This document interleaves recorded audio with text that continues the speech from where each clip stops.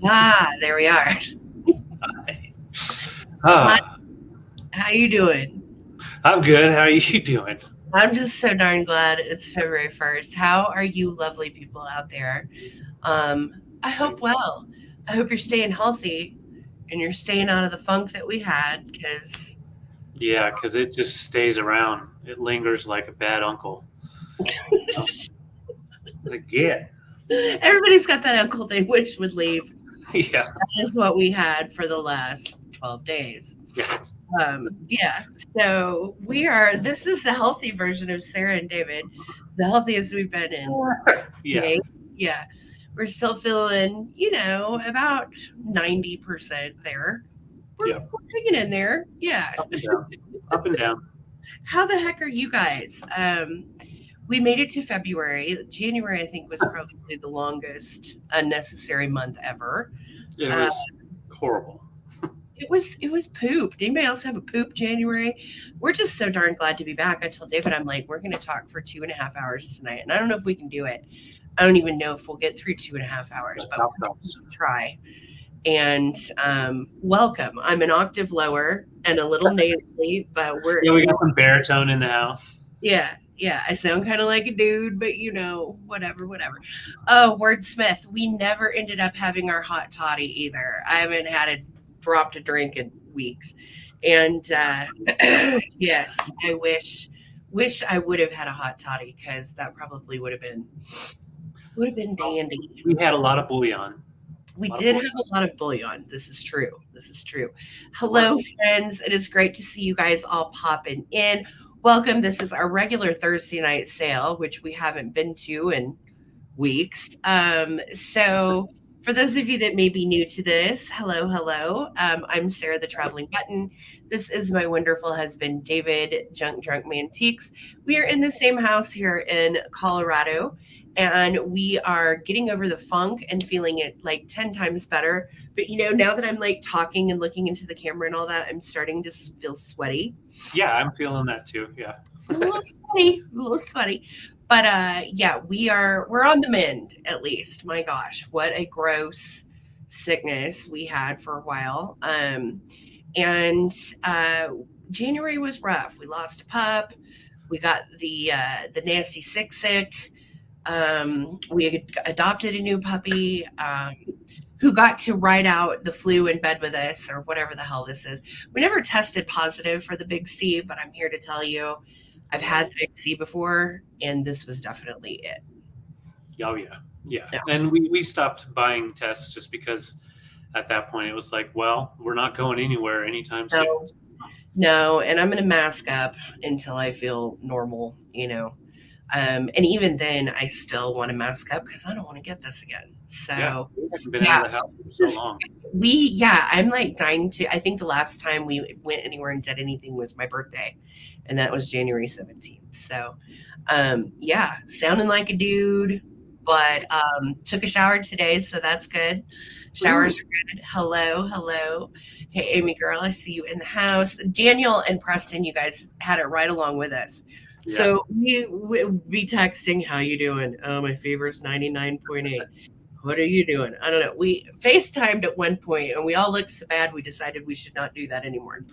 So yeah, it was Hazmat suit. not a fun week or so, and they're just getting over the funk too.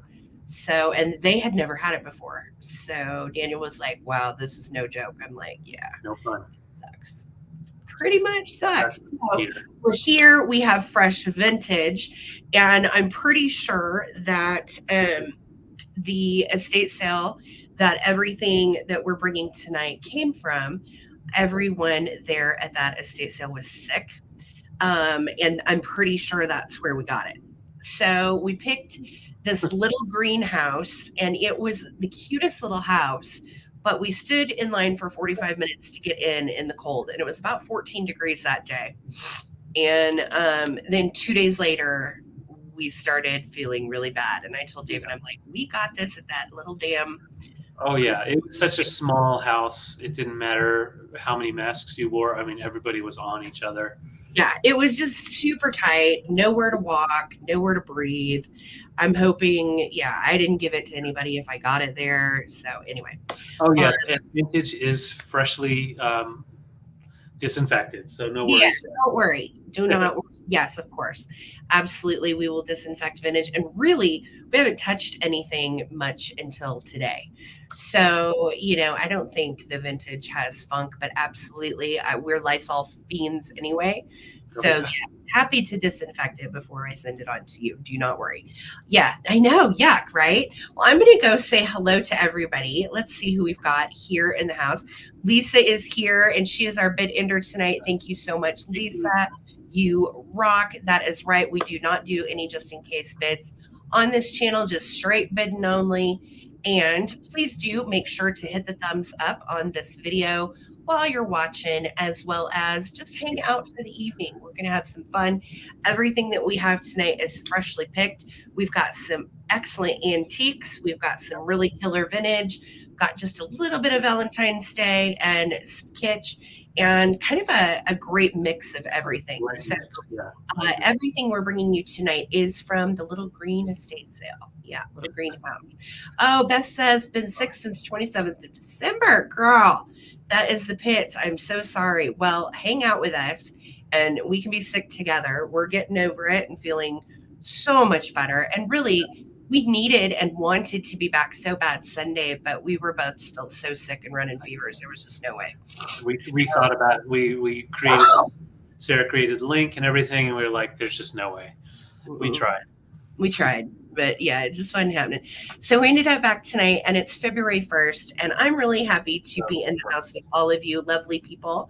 Hello, Terza. Hello, Vintage Wildflower. Amy, we missed you too. No.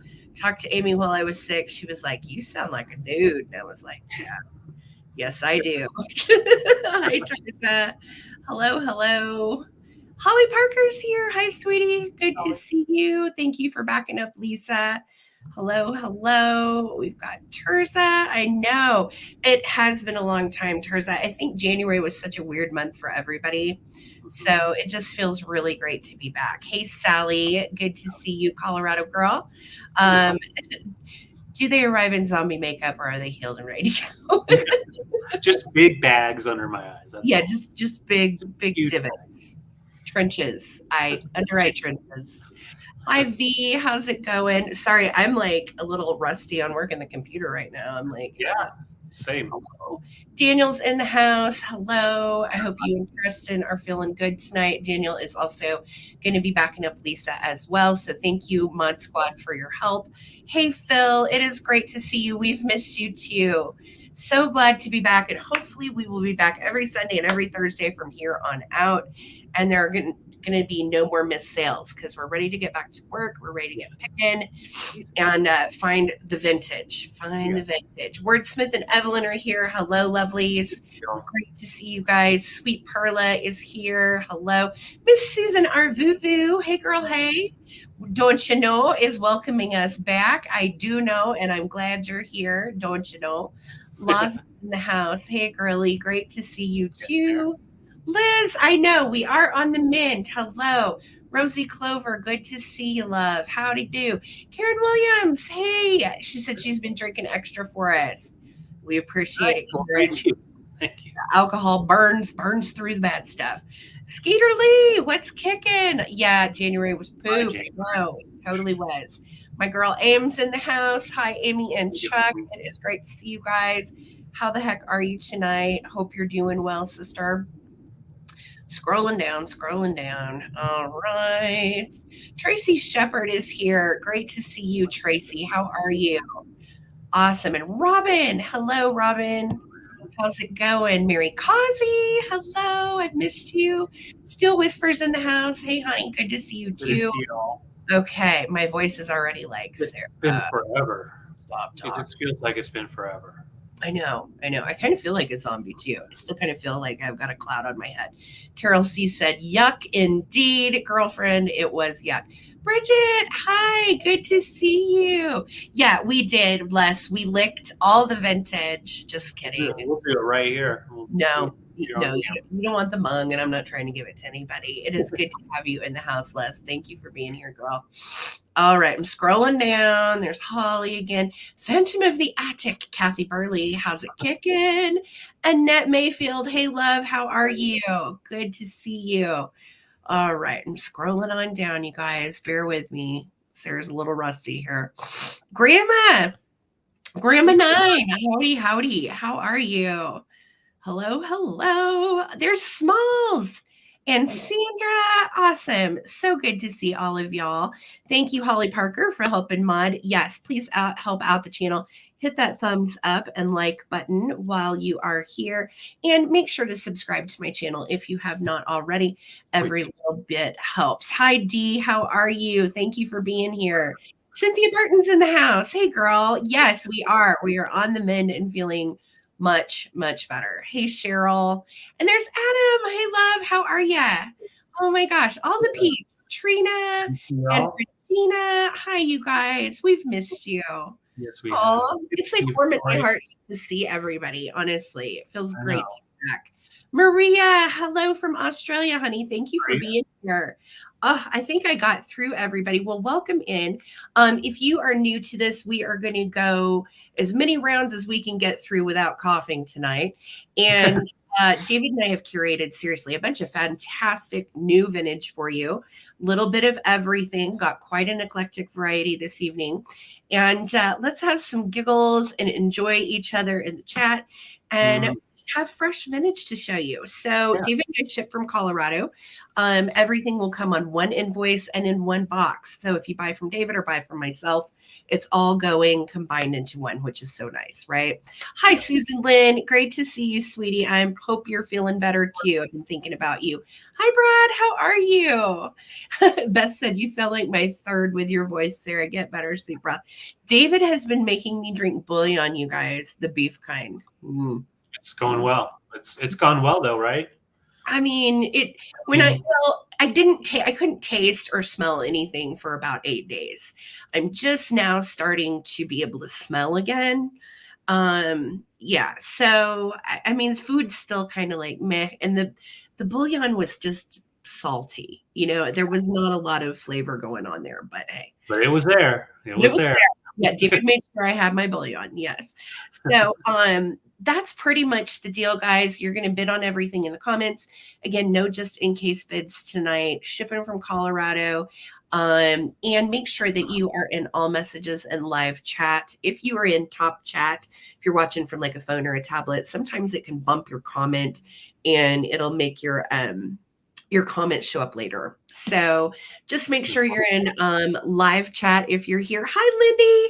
Good to see you too. Oh, I missed all of you guys. Seriously, I told David today, I'm like, if we could just go on and do a chat, that would be fine too. But we really do need to get this vintage out of here. So yes, we do. Yes. All right. Big on herbal teas. Yes. Amen, Skaterly, with some Appalachian shine. Heck yeah. Less that I still have my Christmas decor up. I put up Valentine's yesterday and got the hutch all arranged. And that wore me out. I was like, well, looks like that's about all I'm going to do today. But at least it's up. Christmas is gone. So thank goodness for that. But Les, you'll get there. I know. Yeah. Right, you guys. So we are going to go into our vintage for tonight. Again, thank you guys so much for being here. Please make sure to subscribe while you're here. Throw a thumbs up on this video. That's awesome, Victoria. Good for you. Fresh juices really do help a lot. We have been taking our vitamins and getting the dogs vitamins, and the dogs are doing better, by the way. Everybody took a mild case of basically like dog COVID sniffles and had like eye funk, but nobody ever went into a cough. So thank goodness it wasn't that scary respiratory stuff that's going around Colorado. But yeah, they're hanging in here and doing good. We have healthy puppies. Yeah. So that's good. Hi, Stacy. How are you, sweetie? Good to see you too. Yes. Karen said she still has her Christmas up too. Yeah. It's all good. You know what? Whenever you get it down, you get it down. It doesn't really matter that much if you're still enjoying it, especially. Yeah, there's going to be a Christmas declutter Les' house this coming weekend. Everybody just, ask Les for her address and we'll Christmas February at Les's house. I'm there for it. I'm also getting a cough drop real quick. And I'm going to make Mr. Coleman go first tonight. We have, like I said, curated fresh goodies from the Little Greenhouse estate sale, and everything's really cool. I'm really pleased with everything we have tonight. So, Pook, I'm going to put you up on the screen. All right. And we'll get your bids going here, honey. All right. All right. So my first item coming in, it's a goodie. If there's anyone out there that loves their cheese, I got a little dust on there. So it is a nice condition. A cheese bird board made in Germany. Made in Germany. And is that? Yeah, that's just a little fuzz that was on there. No damage at all. Still has the original sticker on there saying high quality or whatever that is in German. And it comes with its original knife. And I don't know if that color's coming in. Yeah, the green. So it's that wood has that nice green. And then you've got the hearts making kind of like a click. And then you still have the magnet here, which those are always gone. But you can always replace them. But you have the magnet. So you put the cheese knife right there. Okay, that's cute for Valentine's Day and St. Patty's Day. Do a cheese board for your lover. Everybody needs cheese and everybody needs a lover. Two things. Yeah, yes. And, it is a nice cheese board. It does have that nice little lip, but it has almost like a Danish quality to it. It is German, but you can see that nice smooth edge on both sides. Right, Sally? Yeah, there you go. Bust up some bouillon cubes on this. Yes. And lovers need cheese. Continually, yes. Yeah, absolutely. And it's stainless steel. So that's the original knife that came with it. That's cool. And nice and sharp. And you've got the serrated edge on this side too. I like that. And look, you've got the little prongy forky end. That's really technical term, prongy forky end. Prongy forky. Yeah, cheese is perfect for your cheese. Yes. Perfect for your cheese. I didn't grab any cheese, but yeah. Just kind of giving you an idea. It has that lip, so you can put whatever you're wanting in there with your cheeses, and it'll stay in there. Yeah, fruits. Exactly. Yes. And that is an original sticker that says Bob Qualitat. I think it means good quality. Yeah. But you can take the sticker off, really. I mean, you don't have to keep the sticker on it. And I would use this, but I would totally use it. In the dishwasher. Do not put this in the dishwasher. No, that's a nice shellac over the wood. So it's just a rinse, and put away. Yes. Yep. So $18 is all I'm asking, and it measures right up. Oh, I didn't measure it. Let me just measure it real quick. It's about the size of you would need for cheese, but about 13 inches long. So 13 inches long. And if you wanted to put a hanger on the back, you totally could and hang it up in your kitchen. I've seen people do that kind of stuff before. It's mod, but it's also kind of cute and kitschy. So great colors too. Yeah, I like the colors. You've got the hearts, but also getting close to, let's see, St. Patty's Day. And so you've got the green. So I will bring this back for the recap. Once again, $18 if interested. All right. Yes, make it a dust caddy with a letter cutter if you don't like cheese. But like cheese. I understand if you're like cheese intolerant or whatever. That's what, but if you just don't like cheese, like what? Susan, how you doing, girl? Love to you and no. Yes, I know. Susan, they're all Susan Lynn, they're all in the other room cuddling together on the couch. And the baby has adjusted so well. Oh, she's so precious. We just love her. Okay, guys. Let's start out with a little bit of jadeite. And this is a really great piece that I came upon at the Little Greenhouse estate sale. And what's neat about this is not repro jadeite. It is a 2-cup measuring cup. It is Fire King. And this one is in the way of Fire King jadeite, it's a little harder to find. I'm actually going to start this at 42. This particular one goes anywhere from about 50 to 70 just for this piece. It has no chips or cracks, and you can see there is the original Fire King ovenware embossed symbol on the bottom. Now, Fire King jadeite does not glow. So this is not a glower of a piece, but I love the handle on this. It's what is in between like a classic C ring and D ring. And it is a 2-cup measuring cup. So it's not the smaller one. I have sold the smaller ones before, but this is the first time I've actually had this piece. Yes, Daniel, it is a great price. Thank you very much. And those of you that collect jadeite know how much these little pieces go for. And it is just great. Again, no chips or cracks. It does not have any lines on it for the actual measuring, but it is considered a measuring cup. Now, one place I found it online said it was a batter bowl, but I have the batter bowl.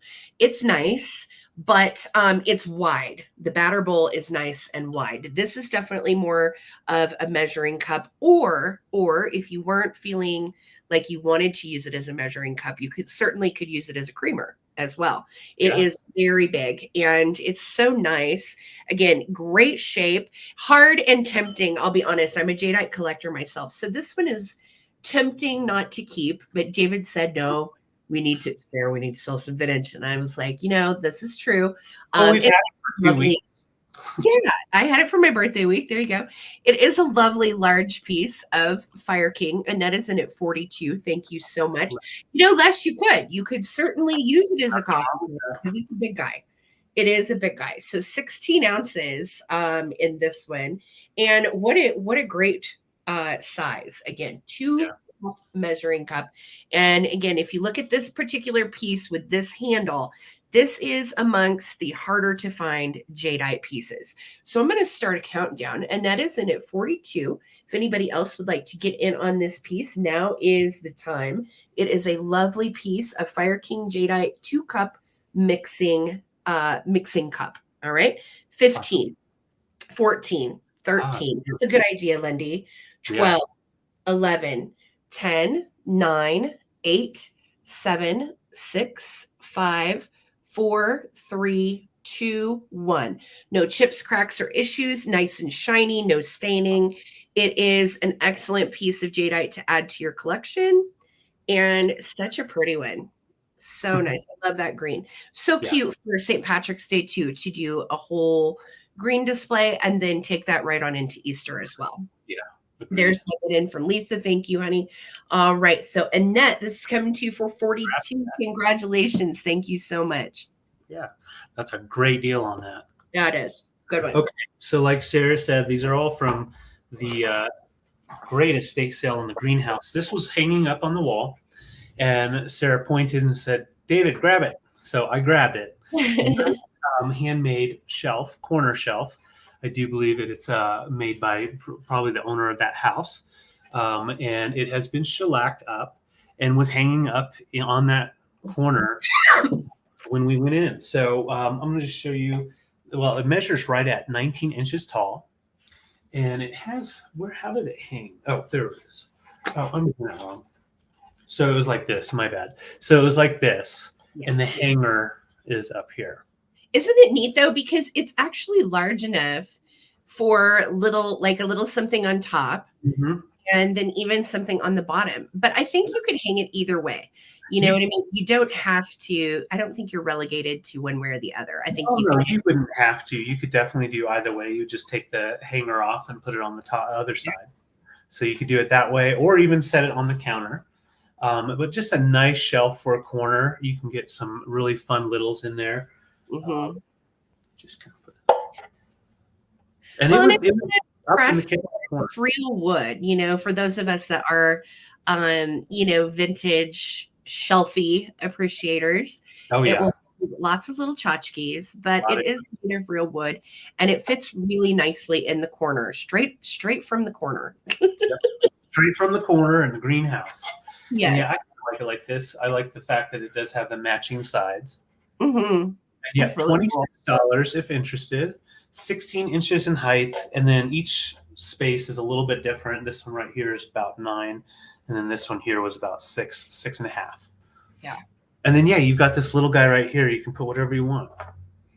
You can put a little tea light. Just it'll fit a little tea light or a little fella. So and it's a darker stain. You could definitely dust it off if you want to. Yeah. So if any interest, $26.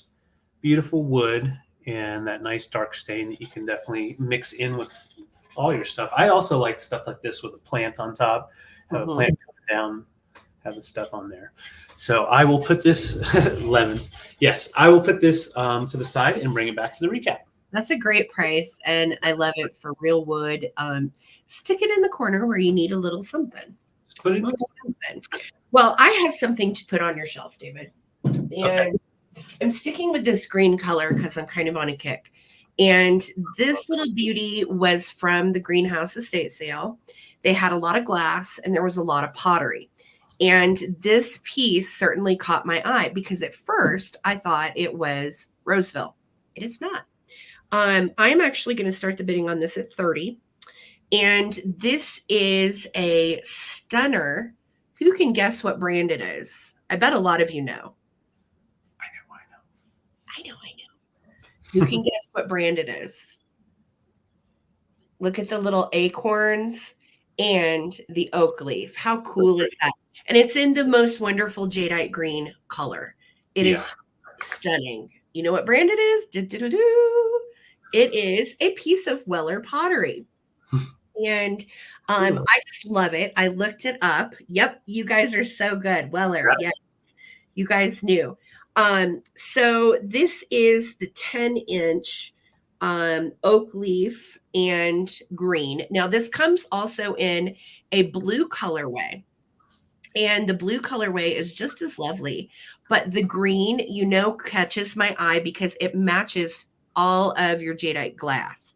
Right. So it is in excellent shape. There are no chips. There are no cracks. There are no issues on this whatsoever. It does measure right at 10 inches to the very top lip.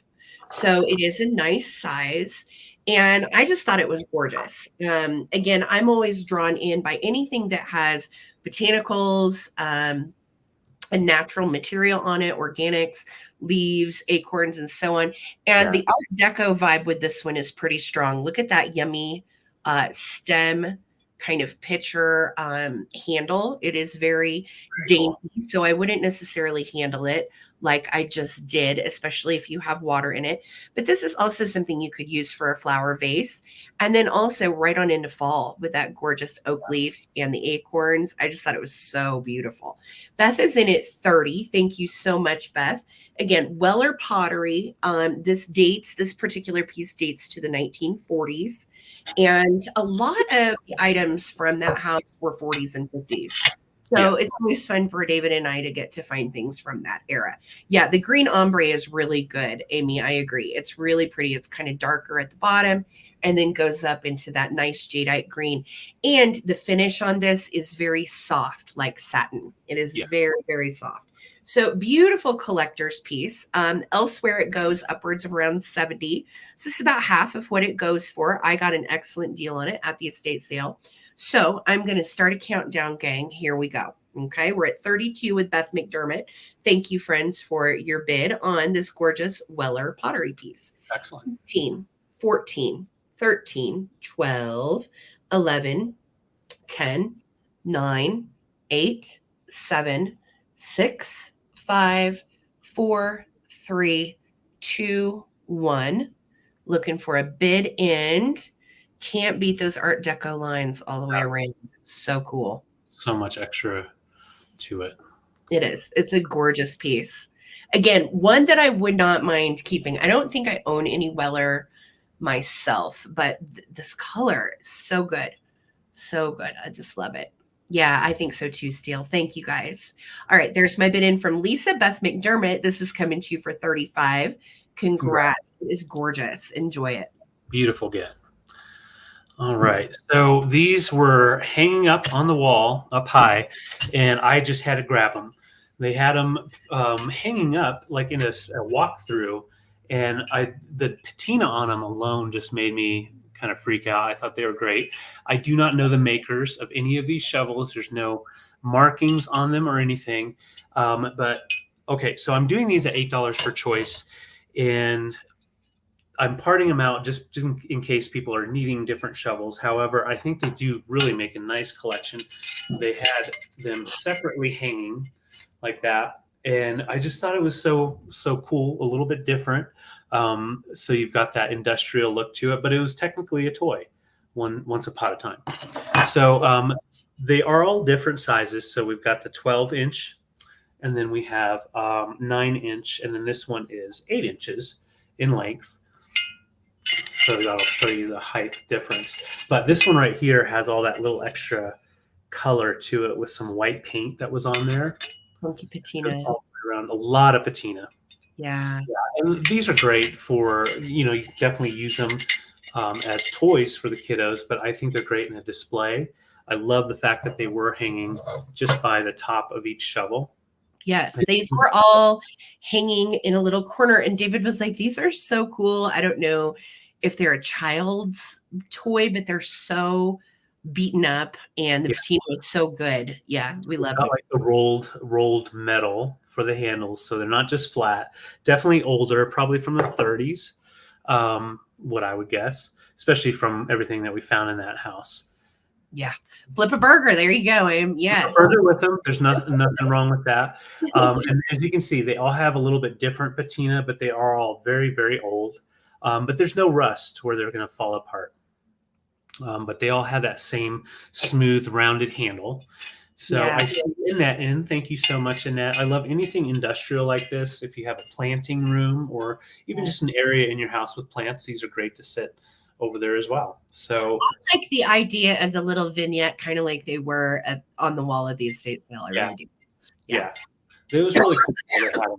So I see 2 people interested. This is for choice. So we'll go ahead and start a countdown. Thank you guys, Annette and Sally. So we're at 9 now. We're counting down from 15. For wood stove. That's interesting steel. Yeah. For wood stove, that makes sense too. Yes. Okay. Oh yeah, wind chimes. That'd be fun. Okay, Laura. No. Great idea. It won't break. So, all right, let's go ahead and count them down. This is for choice. We're at $12 right now. 15, 14, 13, 12, 11, 10, 9, 8, 7, 6, 5, 4, 3, 2, 1. It ends. Shovel the shit. You guys, this was such a neat estate sale. And it was one of those, honestly, before we went in, we were standing there in line all that time. And I was talking to another local friend of mine, and she was there in line too. And we were just getting the chance to, chat. And by the time we got in there was so much stuff packed, crammed, literally. Every bit of wall space had something on it. So when we say, well, we ripped it off the wall, we did again, because everything was on display. And I think this person must have been a dealer as well. Oh, I think so. Because I have a lot of notes on some of the stuff I'm bringing tonight that she had left in her handwritings. And you guys know I love that. So congratulations. Yeah. All right. Annette, congrats. Let me know which ones you want or one. You can go small, medium, or large. Okay, I got you for all. Thank you so much, Annette. Those are great together. All right. So coming right along with my green theme, I'm just going to stick with green stuff apparently tonight. These are just really cool, if I don't say so myself. And I will tell you, years ago, when I used to be a static seller on Instagram, I sold these. I have sold a set of these before, but never have I found a set in green. And they are so stinking cool. So I have 2. And I'm going to do them for $25 for choice on the 2 Tree of Lives. So these are from 1963. And I'm going to just get you in close on this. These are wall sculptures. And they are like a heavy plastic. Okay. They're made by Dart Industry, which I think later went on to either buy out Homco or they turned into Homco. I'm not sure of how that went, but Dart was kind of like the precursor to what we know as Homco now, right? So on this groovy piece, it hangs on the wall. And what's wonderful is it does have a little hanger here. But as I was telling you, at this estate sale, everything was marked. So what I love about it, and I'm going to get you in close. So see, there's a little owl right here. She's written on a sticker, the owl stands for wisdom on the back. Okay. So owl wisdom. And then we have the little dog, and he represents companionship, which I just think is precious. And then we have the cow, which represents sustenance. Okay. That's cool. So these are, again, fantastic tree of life, folk art, 1963 trees. Let me give you a size on these. To the top of the rooster's head, 13 and a half inches tall. To the widest part, 13 and a half inches wide. So they really are very nice. And this is the first one. The second one is different that I have. And we did grab these right off the wall. But what's funny is they were way up high to where I couldn't reach them. And there were like throngs of people in this estate sale. So I had the little guy that was working the door. I was like, hey, could you get these down for me? And then he lost me in the estate sale. He's like, I've got your stuff. And I was like, oh, thank you. So it was a team effort to get these off. Okay. So this is the second one.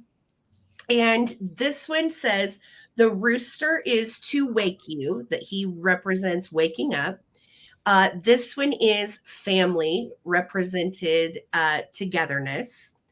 This is a leopard, and he represents courage. And then it says the flowers and leaves represent enjoyment. So, and again, dealers write on their pieces usually. And I just love that. So I'm going to leave that on the back for you. Okay. And again, the little hanger is right here on both pieces. They look quite fantastic together. You know, or you can just do one or the other, but I think they're really rad and they're straight out of the 1960s. They are a folk art kind of Scandi / almost like a Mexican style. I love them, but they are called trees of life. So I guess if you wanted to hang them side by side, I would put your cocks facing each other, right? Because you want them like, and then, and then maybe even stagger them like this. Really rad. So I'm going to start a countdown. This is going to be for choice of whichever wall art piece you want. 1963 Dart. The ones that you see made by Homco, the little critters, the animals, and the flowers are actually all represented in different colors. So to find these in this yummy green, and it is kind of like a cross between a Kelly and an olive green, they are showing pretty true to color. They're just so cool. So I'm going to start a countdown. Here we go. I did that for you, Susan. You got to have them facing each other, right? Okay. Here we go. 15, 14, Sally, 13, 12, 11, 10, 9, 8, 7, 6, 5, 4, 3, 2, 1. Looking for my bid end. That's cool, Laura. So I will leave the little things that are written on the back, the stickers, for the people that get these, because I just think, again, that's so sweet. I love stuff that's been written on by the dealer or the person that had it. Yes, need oxygen. No, Trindlin, technically not touching. Maybe just the tip. I don't know. Okay, so Trindlin, your 35 came in right after the bid end, sweetie. So Sally, you have your choice. We'll call this one owl, and we'll call this one leopard. Okay, so leopard or owl, or you can take them both. And then behind Sally is Trindlin. Okay, perfect. Thank you guys so much for loving this stuff. I think these are so dang cool. Yeah, I know, Sally, just a tip, right? So, okay. Oh, I love y'all. Karen Chase, we missed you. So glad to see you in the house. All right. So congratulations, Sally. Let me know which one or ones you want. And yes, we'll go from there. We'll wait and see. All right. So I'll take one with the cow. Yep. You've got it. Sally, thank you. Trindlin, do you want the leopard and the rooster and the little bird? Let me know. Perfect. Let me know. Perfect. All right. Thank you guys so much. It's so good to you, Karen. I know it feels good to be back. I'm sweating a little, but it's fine. I know. A cold, hot. Like Trindlin passed, so okay. I think someone else. Was there anybody behind Trindlin that was interested in the other one? Look, I'm going way up. It was just Sally. It was just Sally. Okay. All right. Congratulations. So I have one available and one is gone. Thank you. Okay. All right. Well, I have a beautiful piece here. This is Raiku pottery in a really nice iridescence, and you have that fat lava style. I'm going to show you all the way around. Some imperfections with age. However, like here we go, like an air bubble pop from a long time ago. It is signed. Let me. Now we tried to figure out the signature, and we're pretty sure it goes this way, but could not figure it out. Looked online and could not find it at all. But I found some similar in style, but nothing with like the scroll fat lava style. And it is just a beaut. It is 7.5 inches in height, and then the diameter is a little over 4 inches diameter. So it has a nice look to it. You could definitely use it for a candle holder or just a vase. And you see you've got that beautiful shellac on there, a very nice iridescence. Picks up a lot of different colors, and it's a really groovy piece. Raiku pottery, very airy and light, with extreme textures for sure. And then all the different color tones that come in. There's blues and purples that kind of tie in, and even greens, just mainly earth tones. Oh, yeah, that is so good. Yeah, we learned a lot about Raiku this last year and have now been able to really, spot it, find it, identify it, and bring it. And we found really great affordable pieces this year. And the fact that it's signed by the original artist, and it has the telltale black firing on the bottom. Yep. Yes, it does. And you can tell that's not just like a little project guy. This is definitely a nice signature. I just could not make it out on who that is. But yeah, it's just a beautiful, beautiful piece. Goes well with your iridescent glass, also your art glass for sure.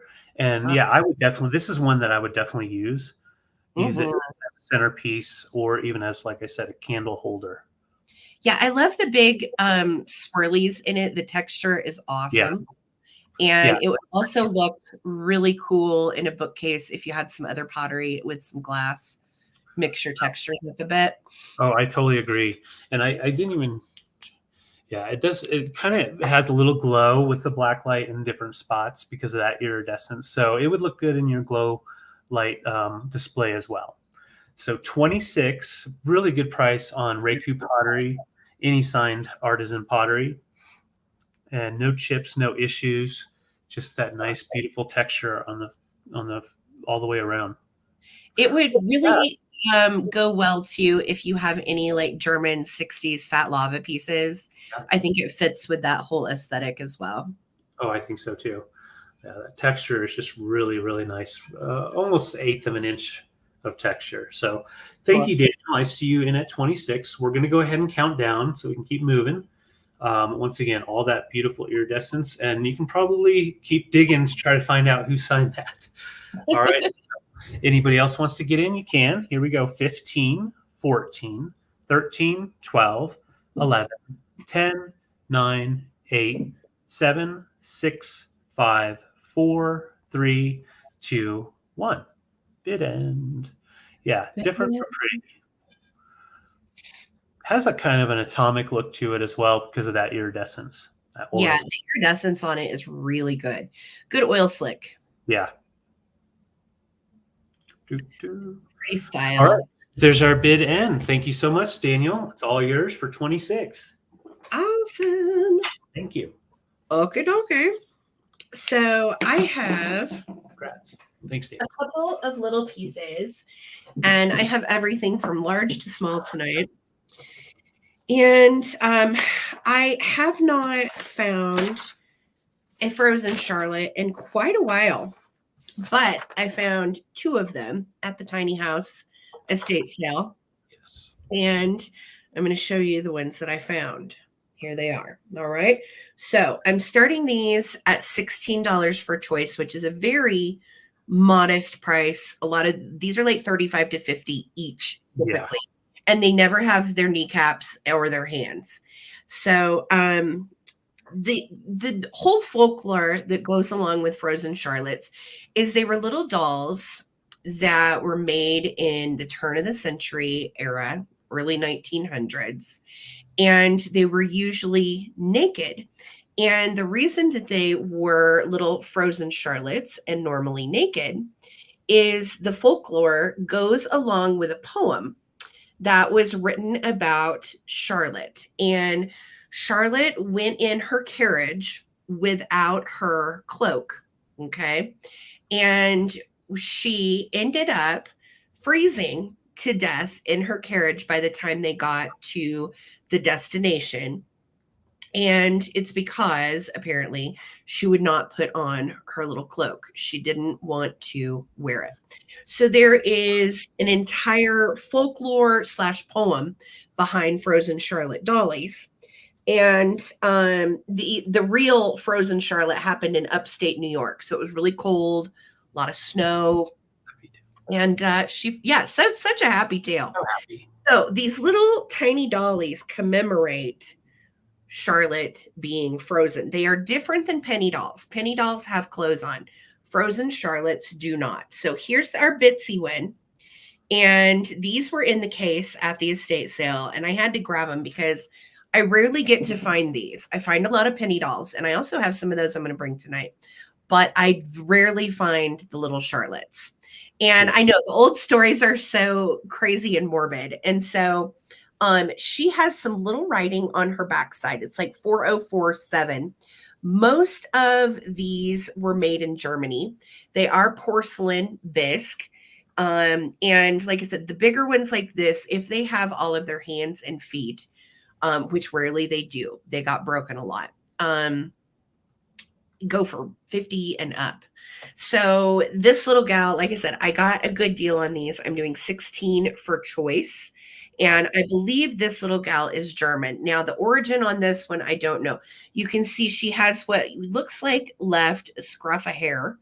And again, early 1900s. So these are antique.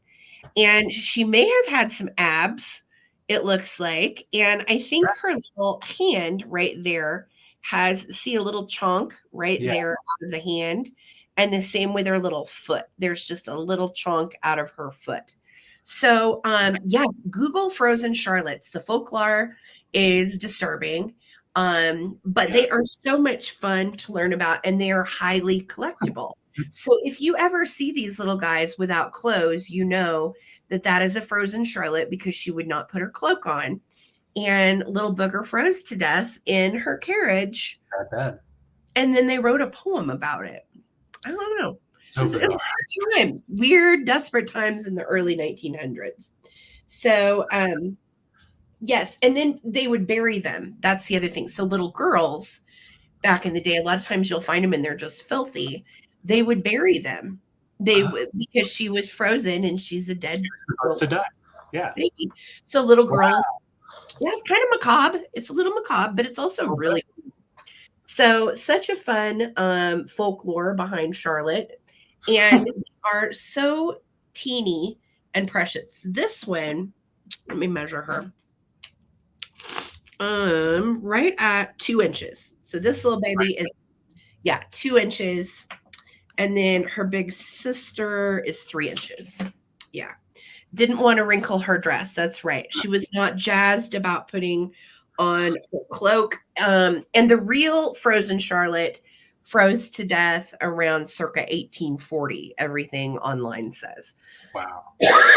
So that's the folklore. Sorry, I just coughed on Charlotte. That's not making her any less making her feel.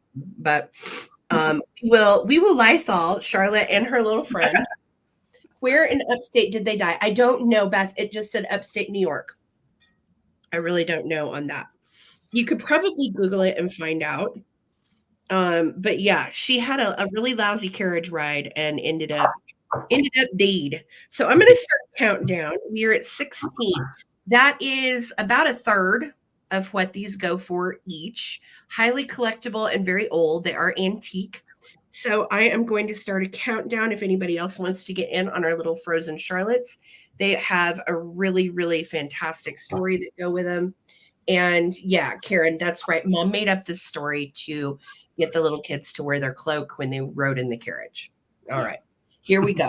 15, 14, 13, 12, 11, 10, 9, 8, 7, 6, 5, 4, 3, 2, 1. Looking for a bid end. If you have like the little cabinets that are the printer drawers, I know Amy got one for Christmas. We have one in our bedroom. These fit perfectly in those little the little alcoves. Little windows, yeah. Works great. Yeah, they're really, really cool. I know, right, Bridget? Where the hell were Charlotte's parents? What were they thinking? I don't know. There's our bid in. Jamie Grafton, do you want little or big? Just let me know, or you can take them both. They did both come together from the same estate sale. And they were the only two frozen Charlottes there. And I snapped. Oh, God. Okay. Okay, I dropped the little one, but we're good. All right, the larger one's coming to you, Jamie. Thank you so much. If anybody wants this Bitsy frozen Charlotte, she is still available. Let me know. Thank you, Jamie. All right, so I have some little antique cast iron little irons, and they are actually called sad irons, which I didn't realize that's what they were called, but they call them sad irons, and that actually means that they're heavy. So they're when they said sad iron, they were made of extreme weight, so that way it would steam and do what you needed to do. So this house had quite a collection of these sad irons, big ones and small ones. So I grabbed the ones that I liked, and these are the 4 that I picked. So they're small ones, and they're not toys. These were actually used. So the smaller ones were nice because you put it on the stovetop, get them hot, and then you can get in on the small little details that needed to be steamed. These are all somewhere between the 20s and 30s. This one right here, I do believe, is a little bit newer, probably late 30s, early 40s. Still has that weight, but they also did get a little bit more fancy and did a painted wooden handle. They do not plug into anything. They were done by contact. So you get them hot, and then you use them on your dress, on your lapel, on your tie, wherever you need to clean up, even on your display. So they're kind of cool for use, but also cool for a display. I'll show you each one. This one right here is the oldest one. Has a nice swirl handle. That's so cool. not very fancy. And you can tell that they've been used. Yeah, and Dee said that they were for sleeves and collars. Yeah, and the little parts to your shirt. Yes. Yeah, so that way you can get in there and get it just right. This one has a 2 on it. Don't know what that means. I couldn't find any maker marks. This one has a little heart on it. Oh, that's cool. Kind of cool for a Valentine's display. And then, of course, the red and chrome is also nice for that. So, Susan, I see you in at 10. Thank you so much. These are great for your little shelf, or if you have like a laundry area. These are really nice little pieces to add into your display. Fun too, again, if you've got a little shelf, like David said, or, you could always find a way to hang these on the wall as well together. That would be really cool. Oh, yeah, for sure. For sure. All right. So that'll kind of show you the sizes. They're all about the same size, but going from big to small. Yeah. So let's go ahead and count down. Robin, I see you in Sleeping Bee. And this is for choice. 15, 14, 13, 12, 11, 10, 9, 8, 7, 6, 5, 4, 3, 2, 1. Good end. Just gonna iron my stuff. So cool. Thank you guys for your bids. And this is going to be for choice. So I'll show you. We'll just do this fairly simple. We've got swirly, 2, heart, and then this one will be chrome. Okay, Susan Lynn took the high bid at 15. So Susan, you get first choice, my dear. And then Robin, gets second choice, and Sleeping Bee gets third. Perfect. Okay, thank you guys. Yeah, I'm playing house. Iron my stuff. True story. I used to iron a long time ago. Yes, we did. I mean, when we were into wedding photography, we had to dress up every weekend. So we were always ironing our good clothes. Okay, Yeah. Susan's going to take the smallest swirly, she said. Got you for the small swirly. And then Robin, would you like Number the 2 heart or number 2 or the red handle? And that says on there, Raiku GM. Nice. They're so cool. Little tinies. They're tiny. I couldn't afford the big ones. Okay, number 2 in heart. Robin, I got you for those. Thank you, honey. And then Sleeping Bee, we've got the red handle left. So let David, if you would like that one. And then if Sleeping Bee passes, I think that was everybody. Yeah. Okay. All right. So I will bring this one back for the recap. Thank you guys. Fantastic. All right. So I have some really cool art behind me. These are taken right off the wall from the estate sale. And I'll tell you what, these are really, really cool. They are both Art Nouveau pieces. One is a single and the other has 3 panels to it. I am starting these at $48 per choice. And this is probably one of my favorite Art Nouveau pieces I've ever picked up. This is called, the name of the piece is called June Morn, and I'm going to try to get you in really nice and close on this. It is a piece by the famous Art Nouveau artist R. Atkinson Fox. And it almost reminded me, when I first saw it, of like a Maxfield Parrish style, with the way that the background is set and she's in the foreground but against water and mountains. And it is just absolutely stunning. And I know the glare is a little squirrely. This is the original frame that it's on. And then, I told you I thought she was a dealer. Well, coolest part is she wrote on this. So it's named June Morn. And this is what she has written on the back of it. That's amazing. So I was looking at this little seal, which she was talking about, and there is embossed into the back is this special little seal from Iowa. Not sure what exactly that is about, but on the bottom of this, it says the Master Art Publishers at the bottom. So I was able to find some comparable pieces. And from everything that I found, this dates to 20s and 30s.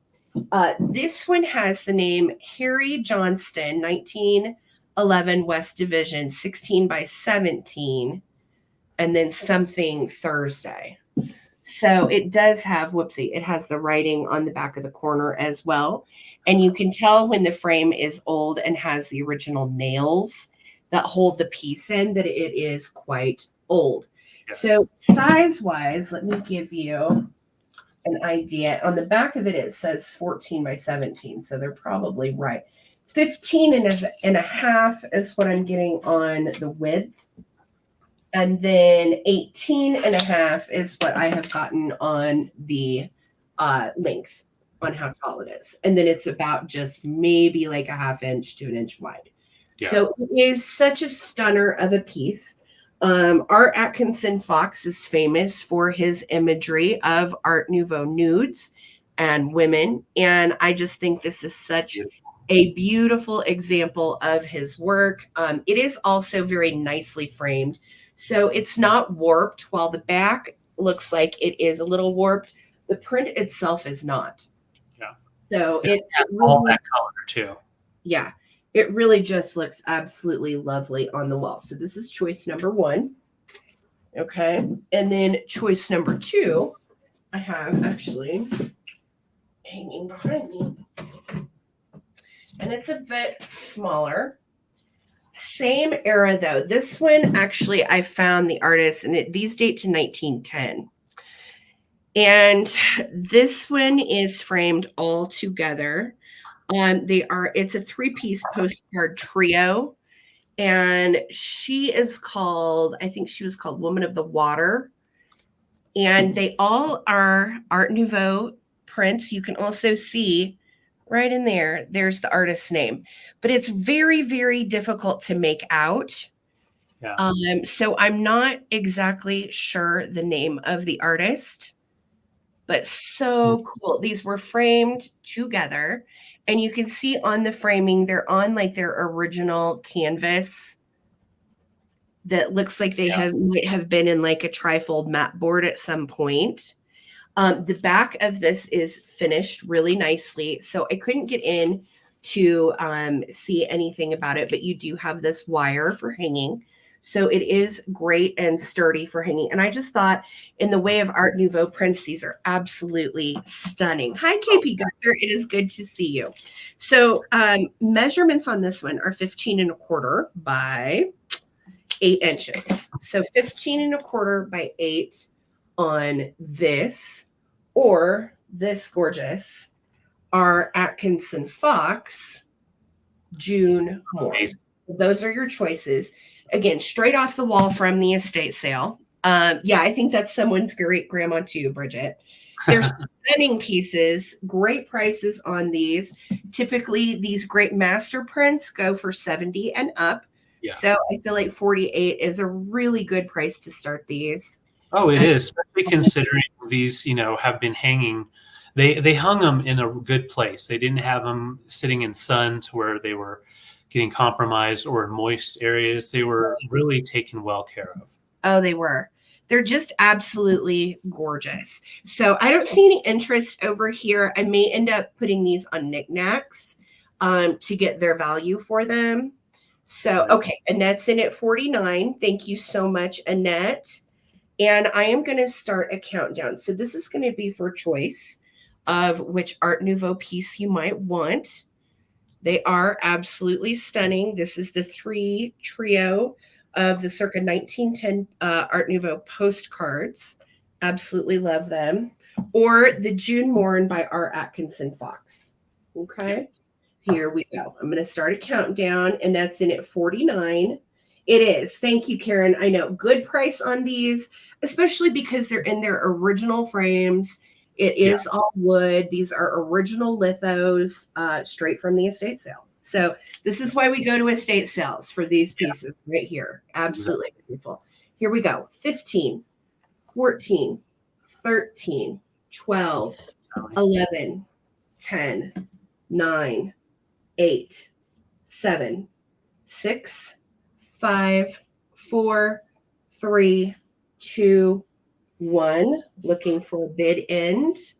Yeah, this is the real deal. These are wonderful antiques and vintage as far as art goes. Yes, they usually do sell.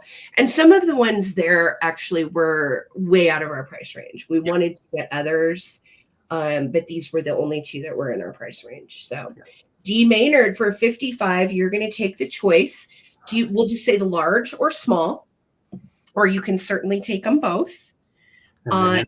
This is about half of what they go for, so you got a really good deal. Okay, so D, let me know. And then Annette, you are right behind D, okay? So Annette at 49 and then D at 55. Excellent. And Annette said she wanted the triple, so we'll see which one D wants, or you can certainly take them both. That is your prerogative as well. As the winner, I am going to go get a tissue, and I will just wait to hear in the comments from D. Okay, he's going to take them both. Heck a deal, D. Good for you. Congratulations. Thank you. Go get yourself a tissue. Okay. All right. So this is straight from that estate sale, and I paid up on this because I wanted to bring it. Bad picker. But I've been wanting to find an heirloom glass piece for a while that I could bring to the sale. This is a beautiful blue opalescence, and this is done by Fostoria, anywhere from the 50s to early 70s. They were considered, this piece, the heirloom pieces were considered fashionably flary and more mod. So this is about an 8-inch diameter bowl. And you can see it has that style of like a raindrop hitting and just splashing up. And the heirloom was done in the opalescent, as well as it was done in some green opalescence as well. This one here, you can see that beautiful blue. The base is a nice flat bottom. Oh yes, it does glow. Has a nice glow to it. And you can see all of the edges come up. And what really makes it really jump out is the fact that it's kind of like a cased glass piece. So you've got the color, the opalescent, going up, and then it just stops right at the tip. So you can see the clear coming through, as well as the opalescent and then the blue. I don't know how easy it'll get it to show up, but yeah, it's not going to really show up. It does glow a nice green. Yeah, like a splash of water. It totally looks like splash. You could definitely use it in your glowing glass display, but anything with that, like the opalescence, I like to put it in around natural light, because the natural light that comes in really does kind of give you a nice warm tone that pops through. That is so pretty. Yeah, it's just a beautiful piece of Fostoria heirloom glass. So it's about 70 years old. Wow. You wouldn't think that would be 70, but yep, it totally is. But yeah, really beautiful shape to it. And you can see how the lines, opalescence thickens up in each curve. And wow. Yeah, really beautiful. It looks like a splash of water. Literally, it does. Like a raindrop just fell, and that's the opalescent aftermath. Yeah, yeah. And it does have those nice lines when it's hit from the light up top. It does kind of give you some neat little lines in the shadows. So $38, beautiful Fostoria heirloom blue opalescent glass piece. No damage, no issues at all. Straight from the estate sale. And I'm not seeing any interest. It measures right at 8 inches. And it does glow. Yes, it does glow. It glows nicely. And the heirloom pieces, they also came in the green. But the blue opalescent, I personally like a little bit better. It has that nice water look to it. So I'm not seeing any interest, so I will bring it back for the recap. Oh my gosh. Okay. I know. And you paid up for that. Uh-oh. That's what I said. Uh-oh. All right. Uh-oh. So next for me, same estate sale. And I was so excited because I have sold other pieces of this pottery, but I have never had this particular ewer. And look at the inside. It is carnation pink. Okay. Uh-oh. Hold on. Susan Lee is in at 38. So I'm going to put you back over here, honey. All right. Thank you, Susan. Sorry about that. So I will go ahead and count it down real quick if anybody else wants to get in. 15, 14, 13, 12, 11, 10, 9, 8, 7, 6, 5, 4, 3, 2, 1. Bid end. It's a nice heavy piece too. It is so beautiful. Make it glow. Light it up. I have to turn my lights off. Yeah, it's just too bright in here. But it looks like the Dickens. It does. There's our bid end. Thank you, Susan Lee. I got you for it. Thank you. Beautiful. Nice score, Susan Lee. I love it. The lag is laggy. Yeah, I know. It does that sometimes. Okay, so back to my ewer. I was nuts about this. And I'll tell you, I've sold the console piece and the tapers that go with it. I've also sold a small ewer that is like it. This is made by Hull. I'm starting this at 48. This piece dates to 1955, and this is a pale pink. I know it's kind of showing like a barf tan, but it's actually a baby pink color. And then the inside is like a carnation pink. So it's pink and blue, which I just love. And let me show you. It has almost like a basket ribbing to the pattern that's in the pottery, which I think is really unique. And this particular whole pattern is called Blossom Flight. And I want to show you how fantastic this handle is. It's my favorite part of the piece because it looks like rope that has just trussed this entire little basket. Let's say it was holding Chianti or something fabulous. It's trussed the entire thing in, and you can see the rope design that goes all the way around.